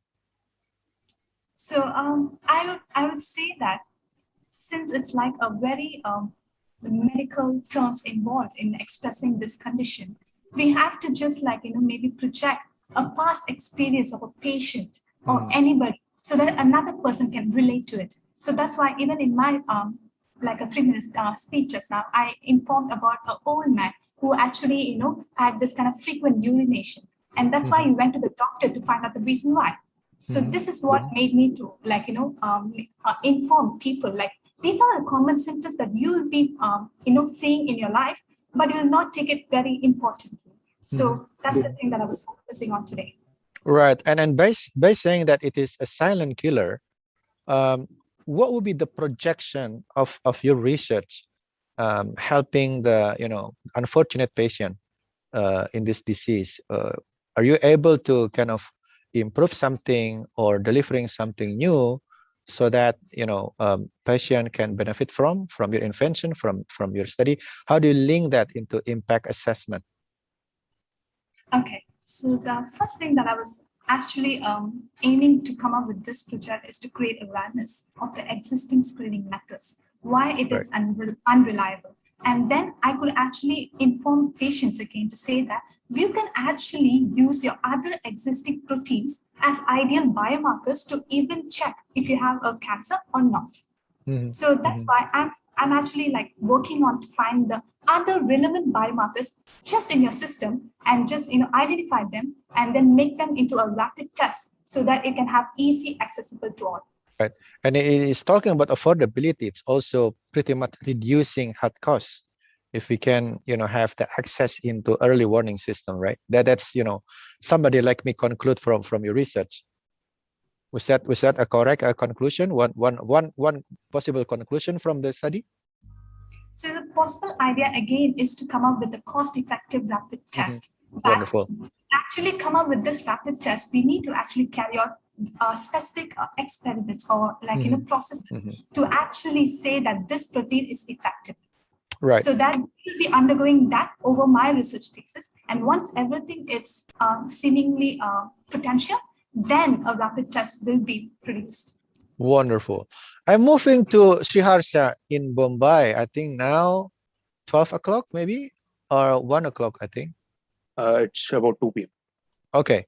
So Sriharsha, you were talking about speech recognition. How do you see that your research will be impacting society at large? How do you see the channel by which your research may be beneficial from society at large? Yeah, so that's a very important question to think about. So one aspect of my research was to make sure that there's a lasting impact on whatever work we do for 2 years. In fact, when we conducted an initial study of the speech recognition system, we piloted it out in many schools in Mumbai and nearby areas. So there were some unexpected findings there, right? One thing is, so many of these children, when you give them books to read, newspapers to read, they're all hesitant, and there's also some sort of stigma. I wouldn't call it a stigma exactly, but so if you're a good reader, the other students try to mock you and all these things. But if you bring in this alternative point of view with technology on your mobile app, and you can show some sort of scores, some sort of animations. It's really exciting for them. And even the most unwilling participant who's just there for the sake of it, even he'll participate and he'll try to do something with the app. And the final goal is to somehow ensure that they understand what they're reading, what they're hearing, what they're learning about in schools and everywhere else. It helps them in their future as well, for their future prospects. If they're looking for a job, even if you're like a car driver or something, even if you know a bit of English, it's for many of these people. Yeah, I see that from my limited research that I'm sure you're located in Mumbai, right? Yes. And Mumbai is always called as the city of dreams, the big city, Yes.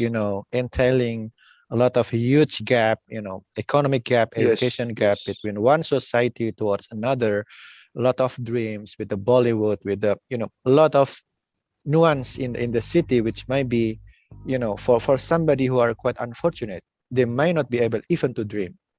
So from your research, from your perspective, how do you see the future of children in your society, in your neighborhood, taking into account the result of your study? How can this leverage society at large? Yeah, so like I won't say anything too optimistic because it is a very small study, and it so even though we've partnered up with the ASER, these literacy tests for around 0.5 million children, it's still a very small scale compared to the total number of students in India. But yeah, so I think how it affects is mostly what we'd like is what ideally should happen is many of these children who there'll be a large percentage of adults who are children and they never had access to these literacy programs, to these helpful educational interventions. What we hope is in the coming future there'll be more literate citizens, and they'll take an active role in the political economic struggles and within their society itself. And these sort of small changes can have a big impact, I don't know, maybe 20-30 years later when they're all adults. Wonderful. Thank you very much, Yaharsha. I will come back to you again with the next question, but let's move to Isan. Isan, your study was talking about Japanese perception. So how do you see that really in relation to the positioning of Indonesia? And myself as an economist, I can access the data that Japan is the third largest trade partner for Indonesia. Now with the pandemic coming in, with the prohibition of travelers, what is the perception of the Japanese in itself? I mean, how do they see foreigners? How do they see partners? Is that something changing all the time, or do you see this as structural problem, or do you see this as short-term cyclical problem based on your study? Okay, I think if it's related about other nation, how Japan perceive it, I think one of the things that Japan's really what is important about outside nation from Japan is the workforce. I mean, Japan is really need of workforce from other nations, and it's kind of a main theme on both Asahi or Yomiuri Shimbun, which they talk about it, Japan need about it, but it is actually hard at the moment since I think after the Olympics, the rate of the COVID spreading are getting a high hike. Okay, but still in general, Japanese society is very welcoming, right? You mentioned about that, like it is more like different situation where they have to be more precaution about the situation, and you see still a lot of opportunities for countries like Indonesia, as we are human resources abundant, talking about digital dividend, demographic dividend that we have, a lot of manpowers. How do you see, let's say, if pandemic is over by next year, what would be the potential we can get from Japan? Would that be speedy recovery? Would that be long recovery process? Do you see that in your research?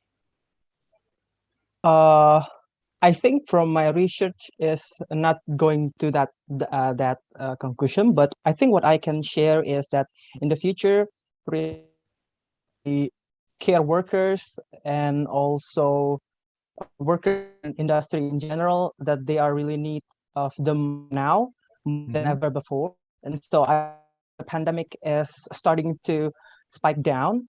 One of the things that Japan will do is actually opening it up for workforce from the other nations to Japan. Right. So thank you very much for very interesting insight, Isan. I'm back to you, each of you. Regarding the methodology, I know that some experimental, some more desk study, more literature, some more technical prototyping. How do you see? I'll be starting again from Sri Harsha. You mentioned that your research is limited in terms of sample, but exactly how many observation do you use in the speech recognition study? Do you use like sampling over a couple of hundred children and stuff like that? Yes, yes. So, so there are many aspects to this. It's important that I mention it. So many of these speech-to-text systems that you see from Google, Microsoft, and all, they're trained on like 20,000 hours of data, 20,000 hours of speech data. 20,000 speech data. Yeah, Okay. yeah, and they have like 1 million speakers, 2 million speakers, or something. And yeah, so that's a very hard thing to compete with. We aim for is getting a large variety in student gender ratio, one thing. And most of our research, it was limited to around 1,000 or 1,500 students. Right. So data is very essential in your studies, Sri Harsha, yeah? Definitely. Yes, yes. Definitely. Okay. How about you, Divya? Talking about prostate cancer, do you also approach several sample size to be tested, or how do you really approach your study in this particular topic? Yes, sample size is also very crucial in my study. So I have to actually collect early stage prostate cancer to actually compare them from the benign prostate. So when I'm looking at in Malaysian incidences, many people are mostly diagnosed with benign prostate. Not many are actually diagnosed with the early stage prostate cancer. But even though if they have been diagnosed with cancer, they have been diagnosed with the late stage cancers, which is stage 3 and stage 4. So the incidences are very much varying for me to actually do the comparison. So in that way, I have a small restriction for me to compare early stage with the benign prostate. So that is one of the restrictions I'm facing. Right. And exactly how many samples are you using in your study? Couple of hundred, couple of thousands? Yes, I'm targeting 100 for each. I'm targeting 100 for my benign, and also I'm targeting 100 for my early stage prostate cancer. Or it's a prostate cancer. It means the stage 1, if I'm not mistaken, right? Stage 1 and stage 2. Stage 1 and stage 2. Interesting. How about you, Isan? Regarding the methodology, regarding the way the data is gathered, in which avenue, in which direction are you using the method in your study? Okay, so I was kind of like gathering 40 plus newspaper articles, and I using a AI text mining application called UserLocal. It is one of the text mining made by Japan's company, and I think from there I can see the word map classification. So which word are the characteristic, let's say, or what is the general word, and also kind of what is the most important or most mentioned word in the articles. And then from there I use a qualitative method, which I kind of see, let's say, government are mentioned a lot in the articles, and how does the government are narrated on the news. And and from there I see the similarity and the differences between both progressive and conservative news, and also in the standpoint of English or Japanese language, is there differences and similarities? Right. Thank you very much. We are talking about method already, and now maybe I'm interested to see about the how do you see the impact. Usually when we write thesis, very thick thesis, but then it will end up in gloomy library. So no one actually reading our thesis but ourselves, some supervisors, or maybe examiners. So if you have chance to communicate your research, I'll start with Divya again.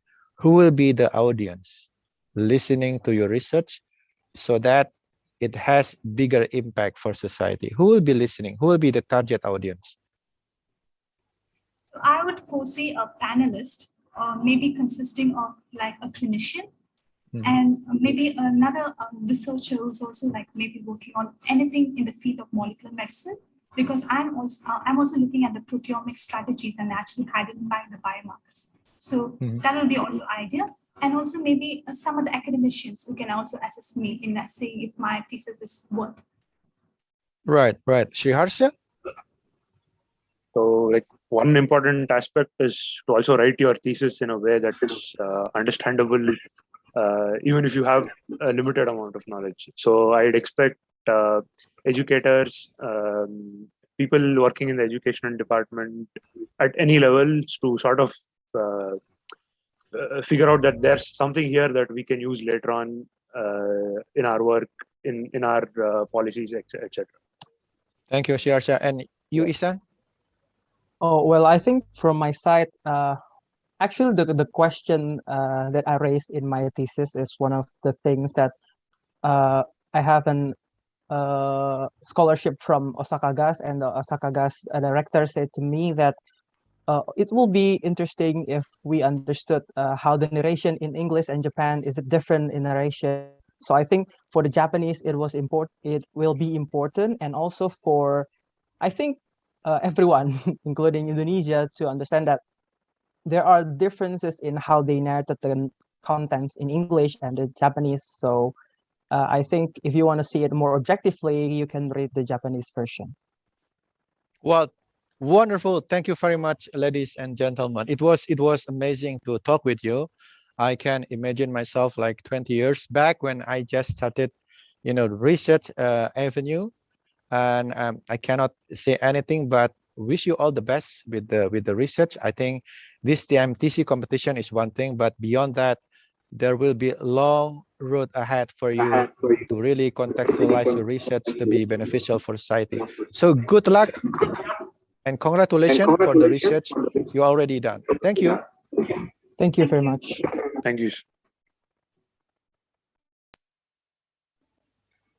So, ladies and gentlemen, we already have very good news from the judge that they are already submitting their mark successfully. So very soon we will be witnessing who will be winning this wonderful and prestigious competition.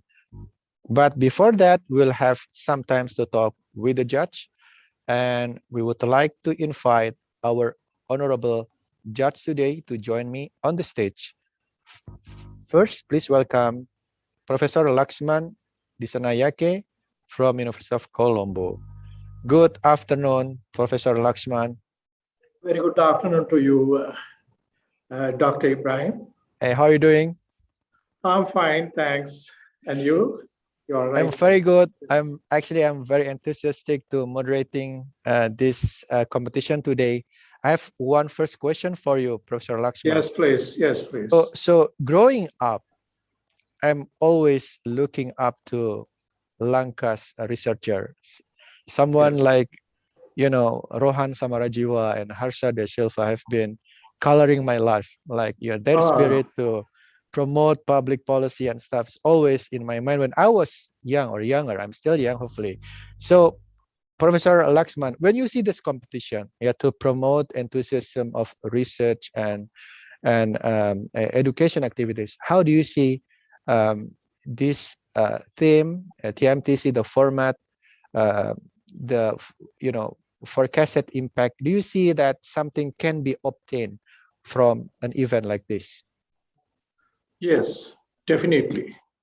I really enjoyed, in fact, by listening to all these 13 presentations, the wonderful presentations. And also, I really enjoyed your moderate role also, right? And you see now, I think the School of Strategic and Global Studies have done a wonderful job under the chairmanship of organizing this event under the chairmanship of Dr. Lin. And what I saw here was that all the topics presented were timely, and also they have global or regional impact. Some are country specific, but they can be converted into global or regional level. And very innovative research ideas, array of topics across many disciplines, medical sciences, social sciences, technology, geoscience, all these things that we could see today.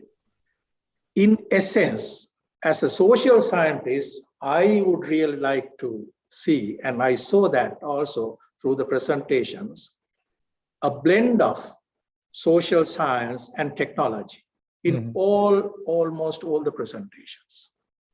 That is how society benefits from technology. Because it's not just technology alone that will give us many benefits. There should be a blend between society and the technology. So it cuts across all the population groups. As I mentioned to you earlier, some are country specific or some specific population group specific. But the presenter should be, the researchers should be able to convert that into a global or regional level. They have the potential because we saw that, but if they can do that, that would be wonderful. Thank you. Wonderful, wonderful. Thank you very much, Professor Laxman. And we wish to meet you again in the next 2022 TMTC. We'll be really looking forward to hearing from you next year. Thank you very much, Professor Laxman. You're welcome. I really enjoyed them. I would really like to thank the Universitas Indonesia, rector and the staff. In fact, I was part of the University of Colombo is part of the AUA network as well. So I visited Indonesia when I was the Vice Chancellor of Colombo University some years back when you had the executive committee meeting. So wonderful, wonderful. I'm sure best. there will be many more opportunities for us to meet and to collaborate, hopefully in the future, Professor Laxman. So thank you one more time. You're welcome. Next, we will be inviting Dr. Timothy Adekunle from Hartford University, Connecticut, the US. Professor Timothy, please join me on the stage.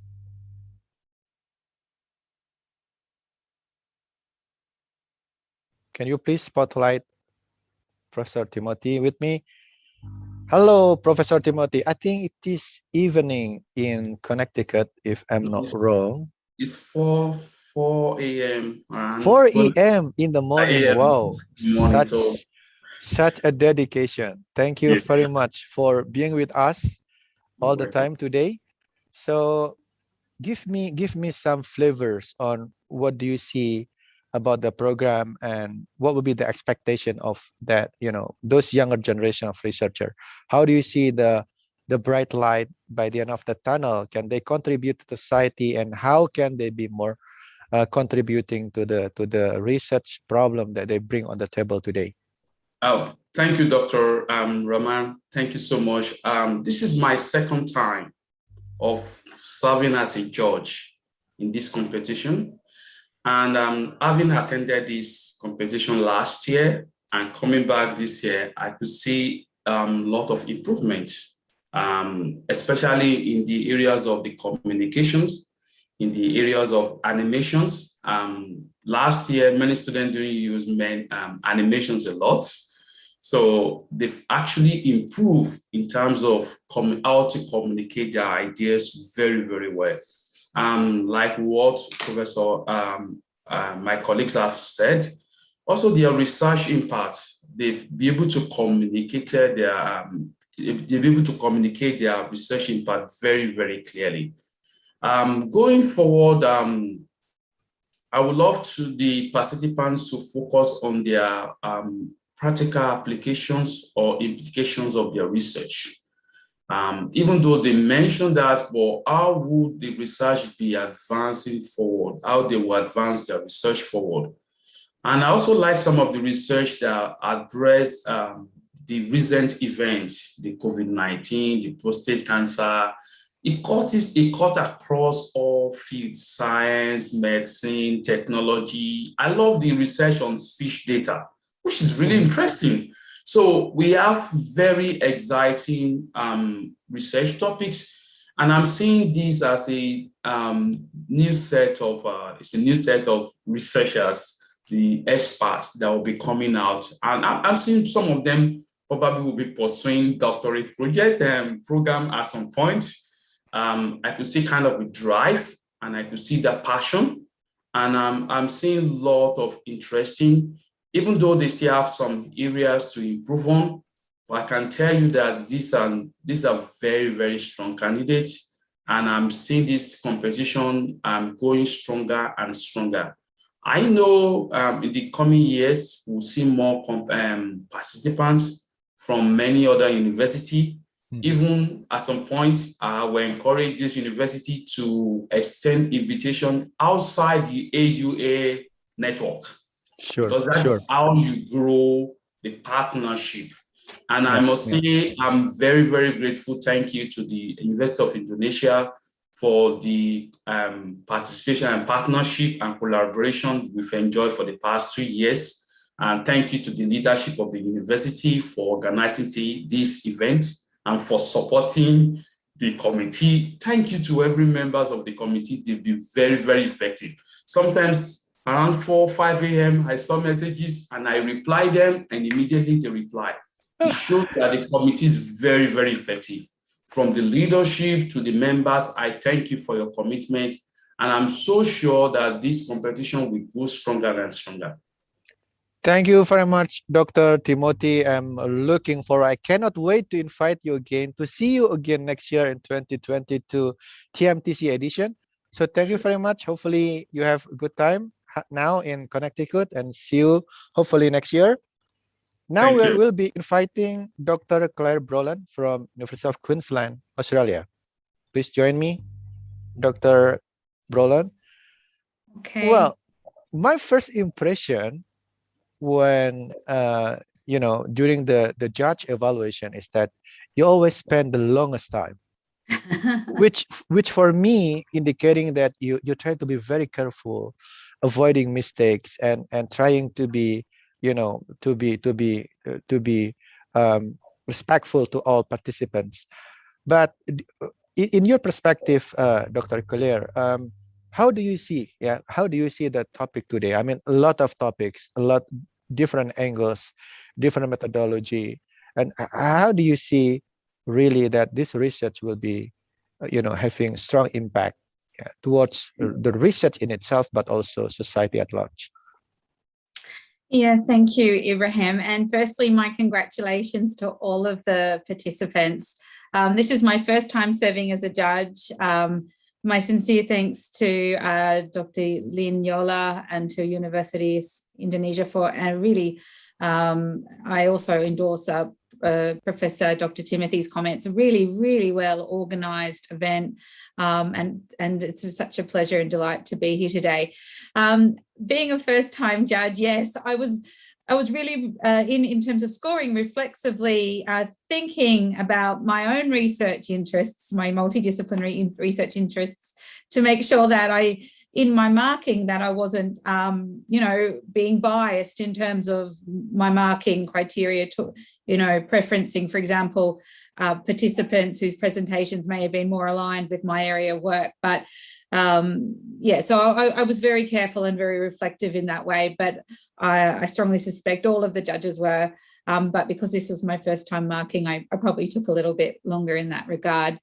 I really looked at each of the presentations through the lens of the Sustainable Development Goals and the 3 pillars, thinking about the research in terms of the potential economic impacts, the environmental impacts, the social and well-being impacts, thinking about the potential of the research having those threefold impacts, maybe at country level, and thinking regionally and globally. And certainly, I was really inspired by the research and innovation that was presented today. So I think that I have some notes. Let me just quickly go back. Sure. I just really want to say to the presenters, presenting on research that you've undertaken, going through the whole research process, the research design, actually getting into the field and doing the work, or whether it's a desktop piece of research, takes time. And then to condense the research findings into 3 minutes is a real skill in itself. And then to try and pitch that research persuasively, these are skills that you're going to need in the workplace today, because often, whether we're researchers talking to funders or donors, or whether you're in a corporate office environment, you have 3 to 5 minutes to pitch your idea and to pitch how and why the evidence base is there and why it's important for those potentially who are going to fund it to move ahead. So this is why I think the 3-minute thesis competition is such a critical and important event. And well done to the participants, because it's really difficult. And it's also really difficult to present your ideas and your very personal research at times to a screen. And I don't think that gets acknowledged enough, because if we were all in person, you would probably get some verbal feedback or some non-verbal feedback or a clap at the end. So well done. It's really not hard. It's really not easy to present online at times, but I was really impressed with all of your presentations, and really want to wish you all the very best of luck going forward. Thank you very much, Dr. Claire, and we hope to see you again next year for the 2022 event. Really enjoy your assessment and your careful examinations on the participants. That I always notice you spend kind of a lot of time with the whole scrutiny on all presentation, which is amazing for us. So thank you very much, Dr. Claire, one more time. So the next one, we would like to invite Dr. Kinton Tembi from Monash University. Hello, Dr. Kinton. Hello, Dr. Ibrahim. Thank you very much for having me. Thank you very much for joining us in this grading and for your participation in examining all participants. Can you share with us what is the challenge? What is your inputs towards the better the better edition of this competition next year? What would be way to more attracting good research, more attracting impactful research that can be directly useful for society at this point? Like Dr. Timothy also mentioned, we are facing a lot of problems. How can we bring forward good research with good impact at this point? Well, it's a great question. I think it's a very difficult question to answer. But I want to highlight one thing which has really struck me just in the last few weeks. Some of you may be familiar with a YouTube channel called Veritasium, which is a science communication channel which has about 10 million subscribers. And 3 weeks ago, Veritasium uploaded a video called something like "The hardest math problem in the world that nobody can solve." And in 3 weeks, this video has 10 million views itself. And I think that as a phenomenon has made a number of people sit up and say, hey, this is something new that's happening here in the online space, where subjects and topics of science and policy that previously wouldn't have gathered a mass audience now can gather that kind of an audience beyond the wildest imaginations of scientists and communicators of the previous generation. So I think we can learn something profound from this. We can learn some of the techniques of some of the most popular creators online. We can learn from what platforms that are based on user-generated content can teach us. We can even, as spooky as it might sound, learn from what the algorithm of some of these platforms is teaching us in terms of what's catchy, what's sticky, what's attractive, and as Veritasium, the guy who runs that channel, talks about, that's just the packaging to first get that audience, and once you get the audience, then the platform is yours to communicate your findings in the most rigorous way you can. That's also impactful. So I'm really excited about the possibilities in the current era for science and policy communication, given the technology that we have at our fingertips now. Thank you very much, Dr. Quinton, for your interesting remarks. And I think, young researcher will learn a lot from what you have mentioned about, using different channeling and, different type of organizing and codifying knowledge you mentioned. Thank you very much, and see you next year, hopefully in 2022 edition of the MTC. It'd be a pleasure, and good luck, everyone. Thank you very much.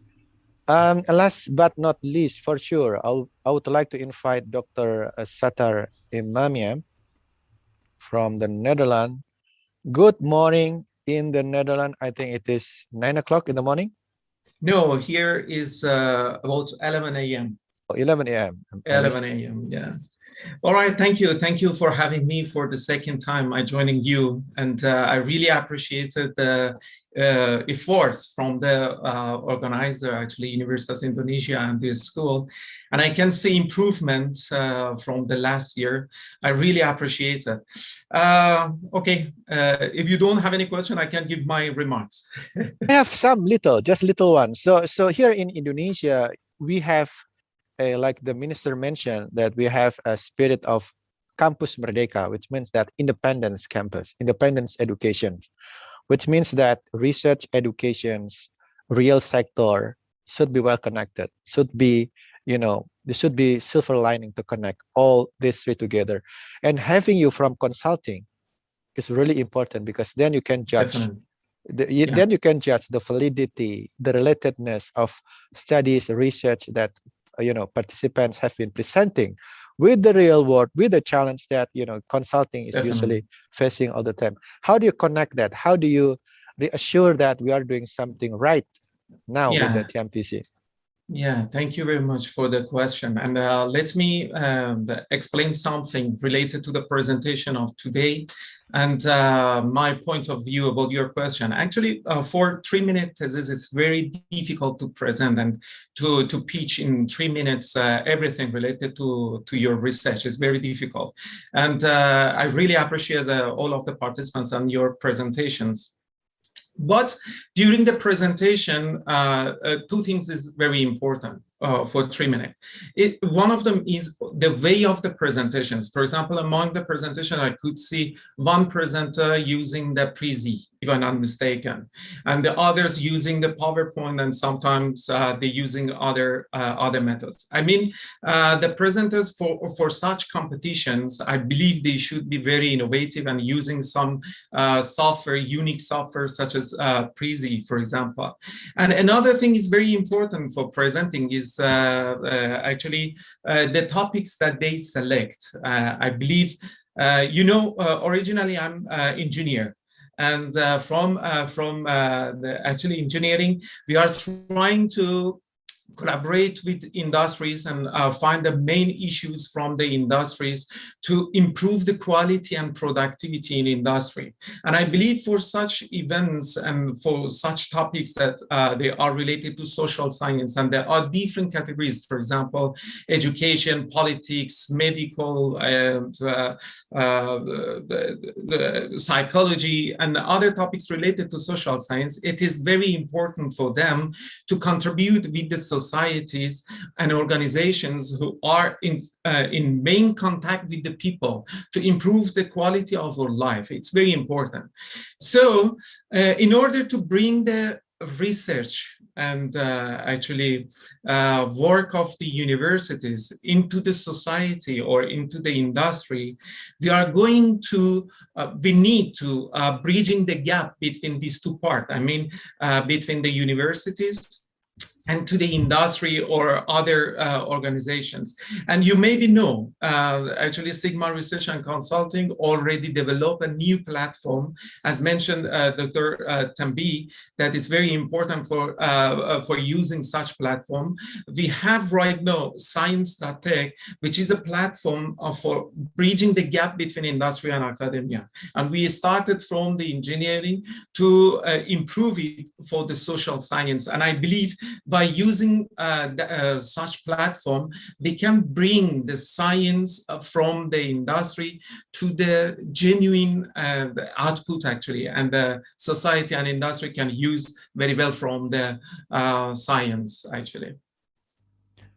So thank you very much, Dr. Sattar. It's always good to talk with industry so that it gives some promise that the research will be useful for the industry, for the society directly.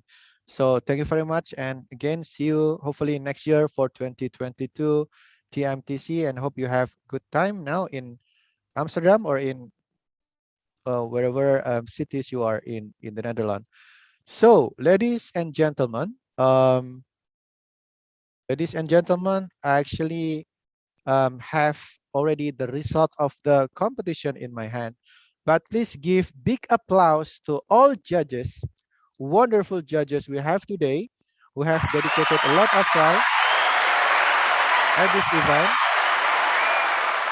and also to the whole participants, that 14 finalists with one being sick. We hope a speedy recovery. So big applause as well to all finalists who have been presenting amazingly. And now with the result already in my envelope, I actually want to read it directly, but unfortunately somebody else have to read it, which is the MC. So from my side, my name is Ibrahim Khalil Rahman as the moderator today. Thank you very much for joining us, for joining me throughout the session, and hopefully to see you, all of you, next year.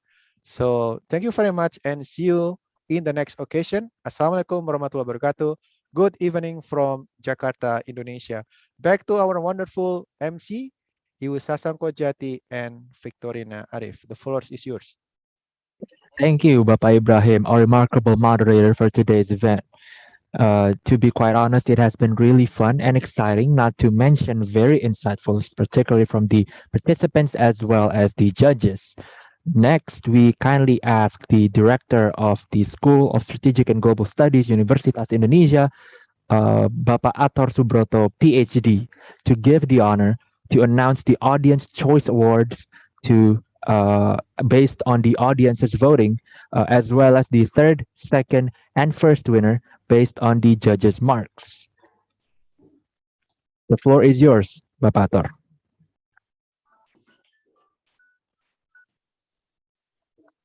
Thank you, Mr. MC Sasongko. So, this is the very important part on this TMTC, and the first award will be given to the Audience Choice Award.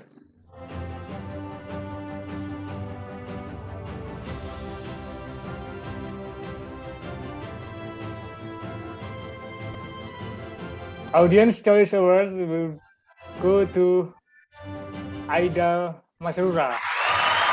Congratulations, Department of Psychology, Faculty of Psychology, Universitas Indonesia. Congratulations, Aida Masrura. And entitled for the 3 million rupiah.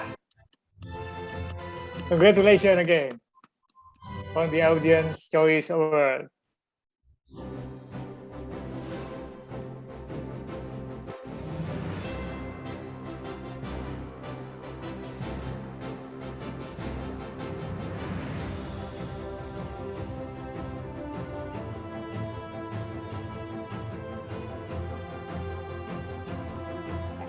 the top 5 Audience Choice Awards?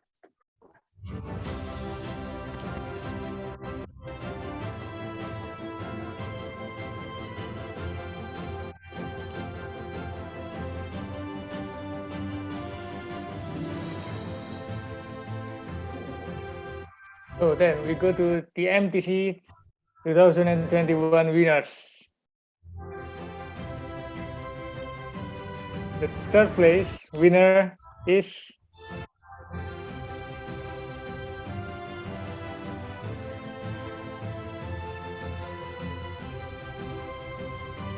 Divya Darsini, Department of Molecular Medicine, Faculty of Medicine, University Malaya, Malaysia. Congratulations. Entitled for total prize 5 million rupiah. Congratulations.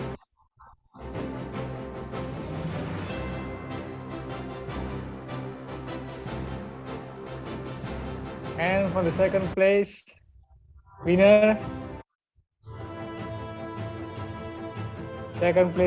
is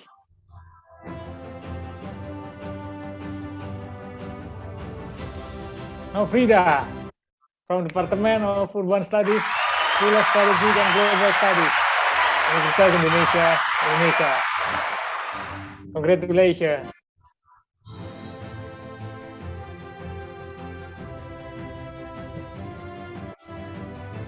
Entitled for total prize 7 million rupiah. Congratulations again, once more. And the first place winner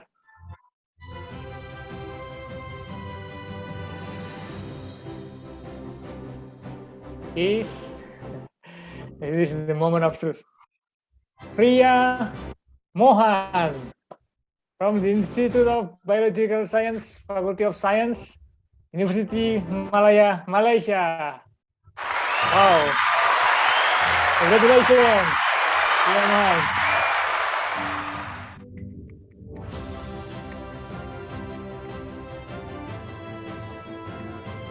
And total prize for 10 million rupiah. I'm sorry. Congratulations again.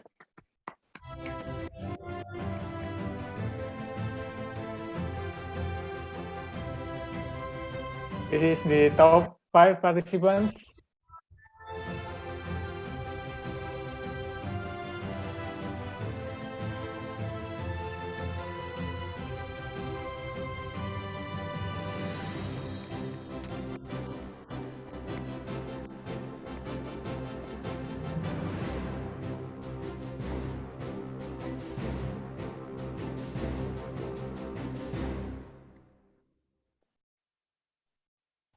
Thank you, Bapak Ator Subroto. Congratulations to the Audience Choice Award winner, as well as the 3 winners, Aidal Masrura, Divya Darsini, Nofrida, and Priya Mohan. Next up, we have the photo session. To complete the celebration with the winners and the judges, the participants as well as the audience, let's take a photo together. But we are going to divide it into several sessions. For the first session, we will have the winners. Will you please be turning on your cameras? The winners as well as the audience choice winner. The judges will have the photo session in the second round, but for now we will have only the winners. So for the judges, may you please kindly turn off your camera for a second.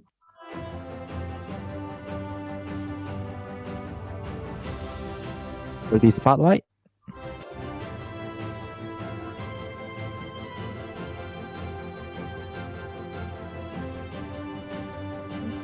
Sudah? Is it good? IT, is it good? It's okay.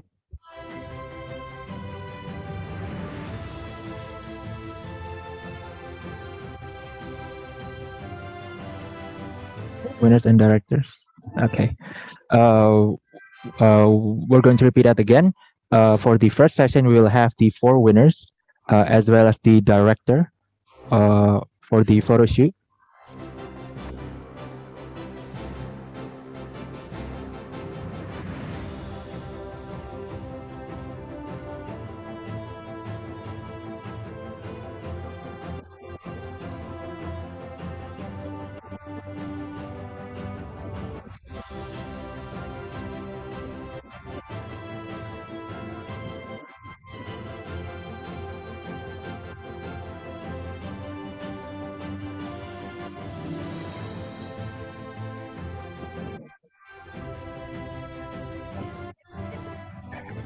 As well as Bulin as the chairman of the competition as well.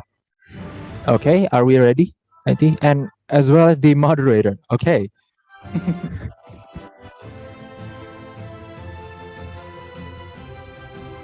Okay, we are now all ready. I will count down from 3, and then we'll have the photo. 3, 2, 1, shoot. Is that okay? Okay. So now for the second round, we will have the photo. For all of you, may you please turn on your camera, but now we will have them with the judges as well. For the judges, may you please turn on the camera, as well as the IT team for putting you on the spotlight as well.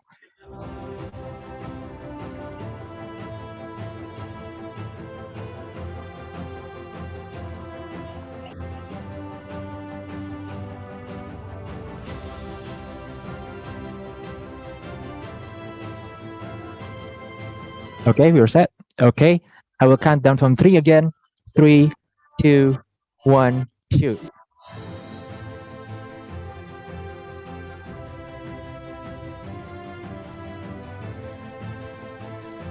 Okay. Okay, thank you for the judges. Right now, we're going to have the winners only photo. So for the 4 winners to keep your cameras on, and we will have that photo together. Okay, I will count down from 3 again, as before. 3, 2, 1, shoot. Okay, we have that covered. Now we will all have a group photo together. Please, for everyone, including the audience on the Zoom call, to turn on your cameras. We will have the mass photo session together.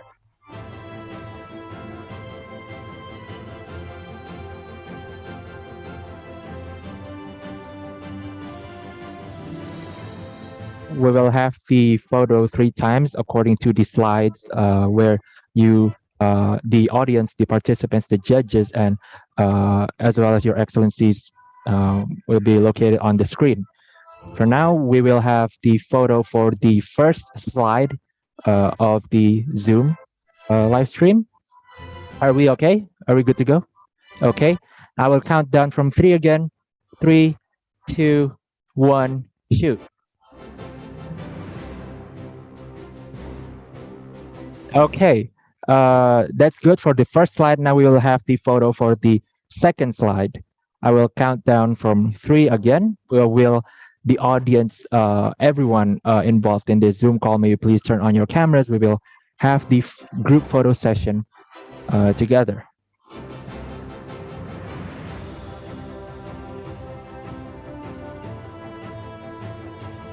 Okay, we will have the second slide photo taken. I will count down from 3, 3, 2, 1, shoot. Okay, now we will have the last slide for photo taken. I will count down from 3. Is it okay? Is it good? Okay. 3, 2, 1, shoot. Okay. Thank you, everybody. That concludes our main program of the 3-minute thesis competition today. Again, thank you to all the judges, moderator, participants, winners, and all the audience. Thank you for your significant support. Once again, congratulations for the winners, the audience award winner, Aidal Masrura, third winner Divya Darshini, second winner Nofrida, and the first winner Priya Mohan.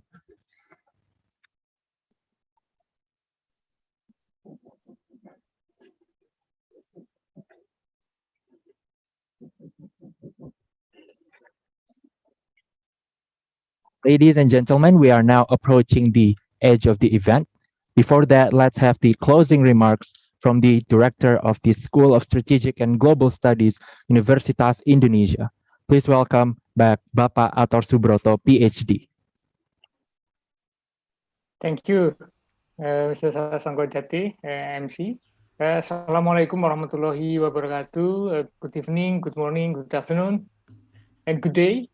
Excellencies, Minister, Rector, Universitas Secretary, Dean and Director, and also honorable judges, TMTC participants, lecturers, and students, and of course all of the viewers from the Zoom and YouTube. First of all, congratulations to all the participants for having the opportunity to this far in this the third TMTC, especially those who become the champions for today, who become the winners. I'm sure this is yet another great achievement for you. I personally have to say thank you also to you, to the TMTC team, especially Dr. Linjola, chairman of the third TMTC, who organized this event relentlessly for your very hard work. Without your such a good effort, this event will not be possible. We are delighted to host you all to this event, International the third TMTC at the School of Strategic and Global Studies. This event is currently on the next level of competition, in which the participants coming from some different countries where our strategic partner come from. This event is designed to be the place for the master student to share their research in a straightforward way, but still easily understood by many readers, viewers, academic or non-academic professionals. SSGS in the future will still and never stop to support this event, to gain much more international participants, and to be a regular international events as the melting point for the student from all over the globe to compete and share their research in a very short time with, of course, big ideas from the thesis. Ladies and gentlemen, that is all from me. May all the best for you all, and we can take as much as possible benefit from this event. And thus, by saying Alhamdulillah, thanks to the God, this successful, the third TMTC this year is officially closed. Wassalamualaikum warahmatullahi wabarakatuh. Thank you very much and a very good day. Thank you, Bapak Ator Subroto. We will also call for one more agenda. We will call for Priya Mohan as the winner of TMTC 2021 from the University Malaya as the first winner of the event to give the championship message to us all. Welcome, Priya Mohan. The floor is yours. Thank you very much.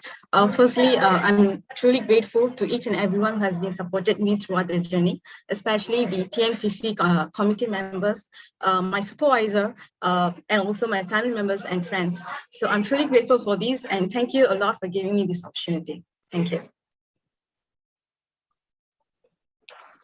Thank you, Ms. Priya Mohan, and congratulations once again. Thank you. Congratulations to all winners and to all participants also. So, Your Excellencies, ladies and gentlemen, our program today is closing to the edge. Again, congratulations to all winners, to all participants. Thank you for sharing your valuable research outcomes, and to everyone that joined us today and follows today's event. We highly hope that this 3-minute thesis competition 2021 would give positive insight and significant contributions. We would like to add some information about our upcoming programs. We will have the 2021 AUA and ICSGS Academic Conference with a big theme, Global Strategies for a Resilient and Sustainable Post-Pandemic World Towards a Better Future for All. This event and this conference will be conducted in October 26th until 27th in 2021 this year's. Kindly visit us on the website and reach us to the email on your slide. And this is the posters for call for abstracts. For more information, just go click to our websites.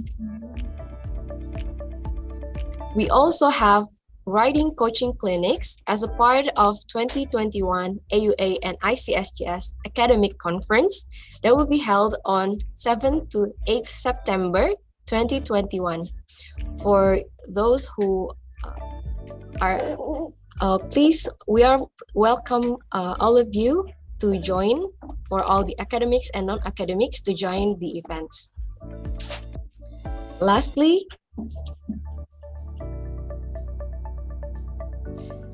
we will have pre-conference seminar that will be held on 5th October 2021. This is also part of 2021 AUA and ICSGS Academic Conference. On behalf of the committee, we would like to extend gratitude for your kind participations and support. So keep in touch and see you on the next event. Thank you.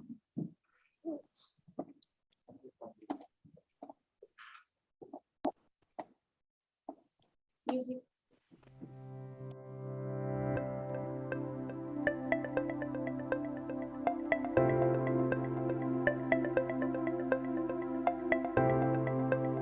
Congratulations to the all winners of TMTC 2021. All the best to the first place winner, second place winner.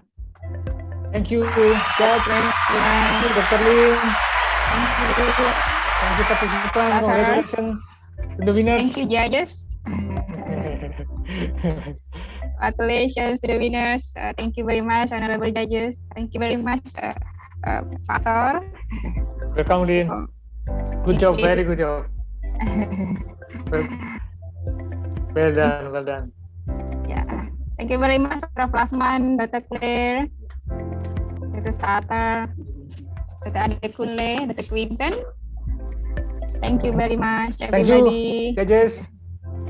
Hope you can join us again next year. That's right, Dr. Lim. Yeah, of course. We'd like to invite again. Yeah, okay. Brilliant event. Thank you, everyone.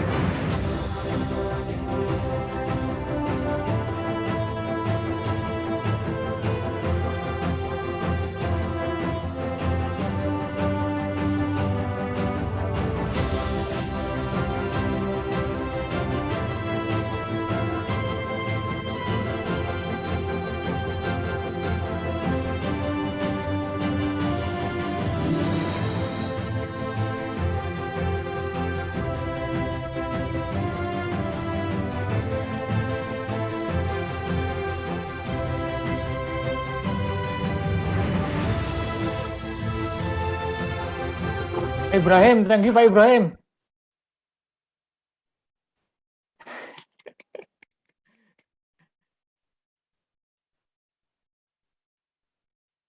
Assalamualaikum, Mas Ator. Waalaikumsalam. Wah, luar biasa.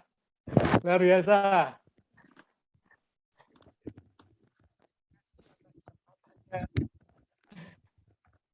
Assalamualaikum. Salah, belum pernah ketemu kita ya. Belum pernah ketemu kita. Terima kasih atas kesempatannya, luar biasa Siap, ini. mantep lah. Mantep, nanti kita kapan-kapan ketemu di Salemba. Siap. Terima kasih banyak Mas Ator. Mantap lah. Kalau enggak Luar di biasa. sebelah kalau enggak di PBNU ya, sebelah ya. Siap, deket itu, pulang pergi Oke, deket. oke.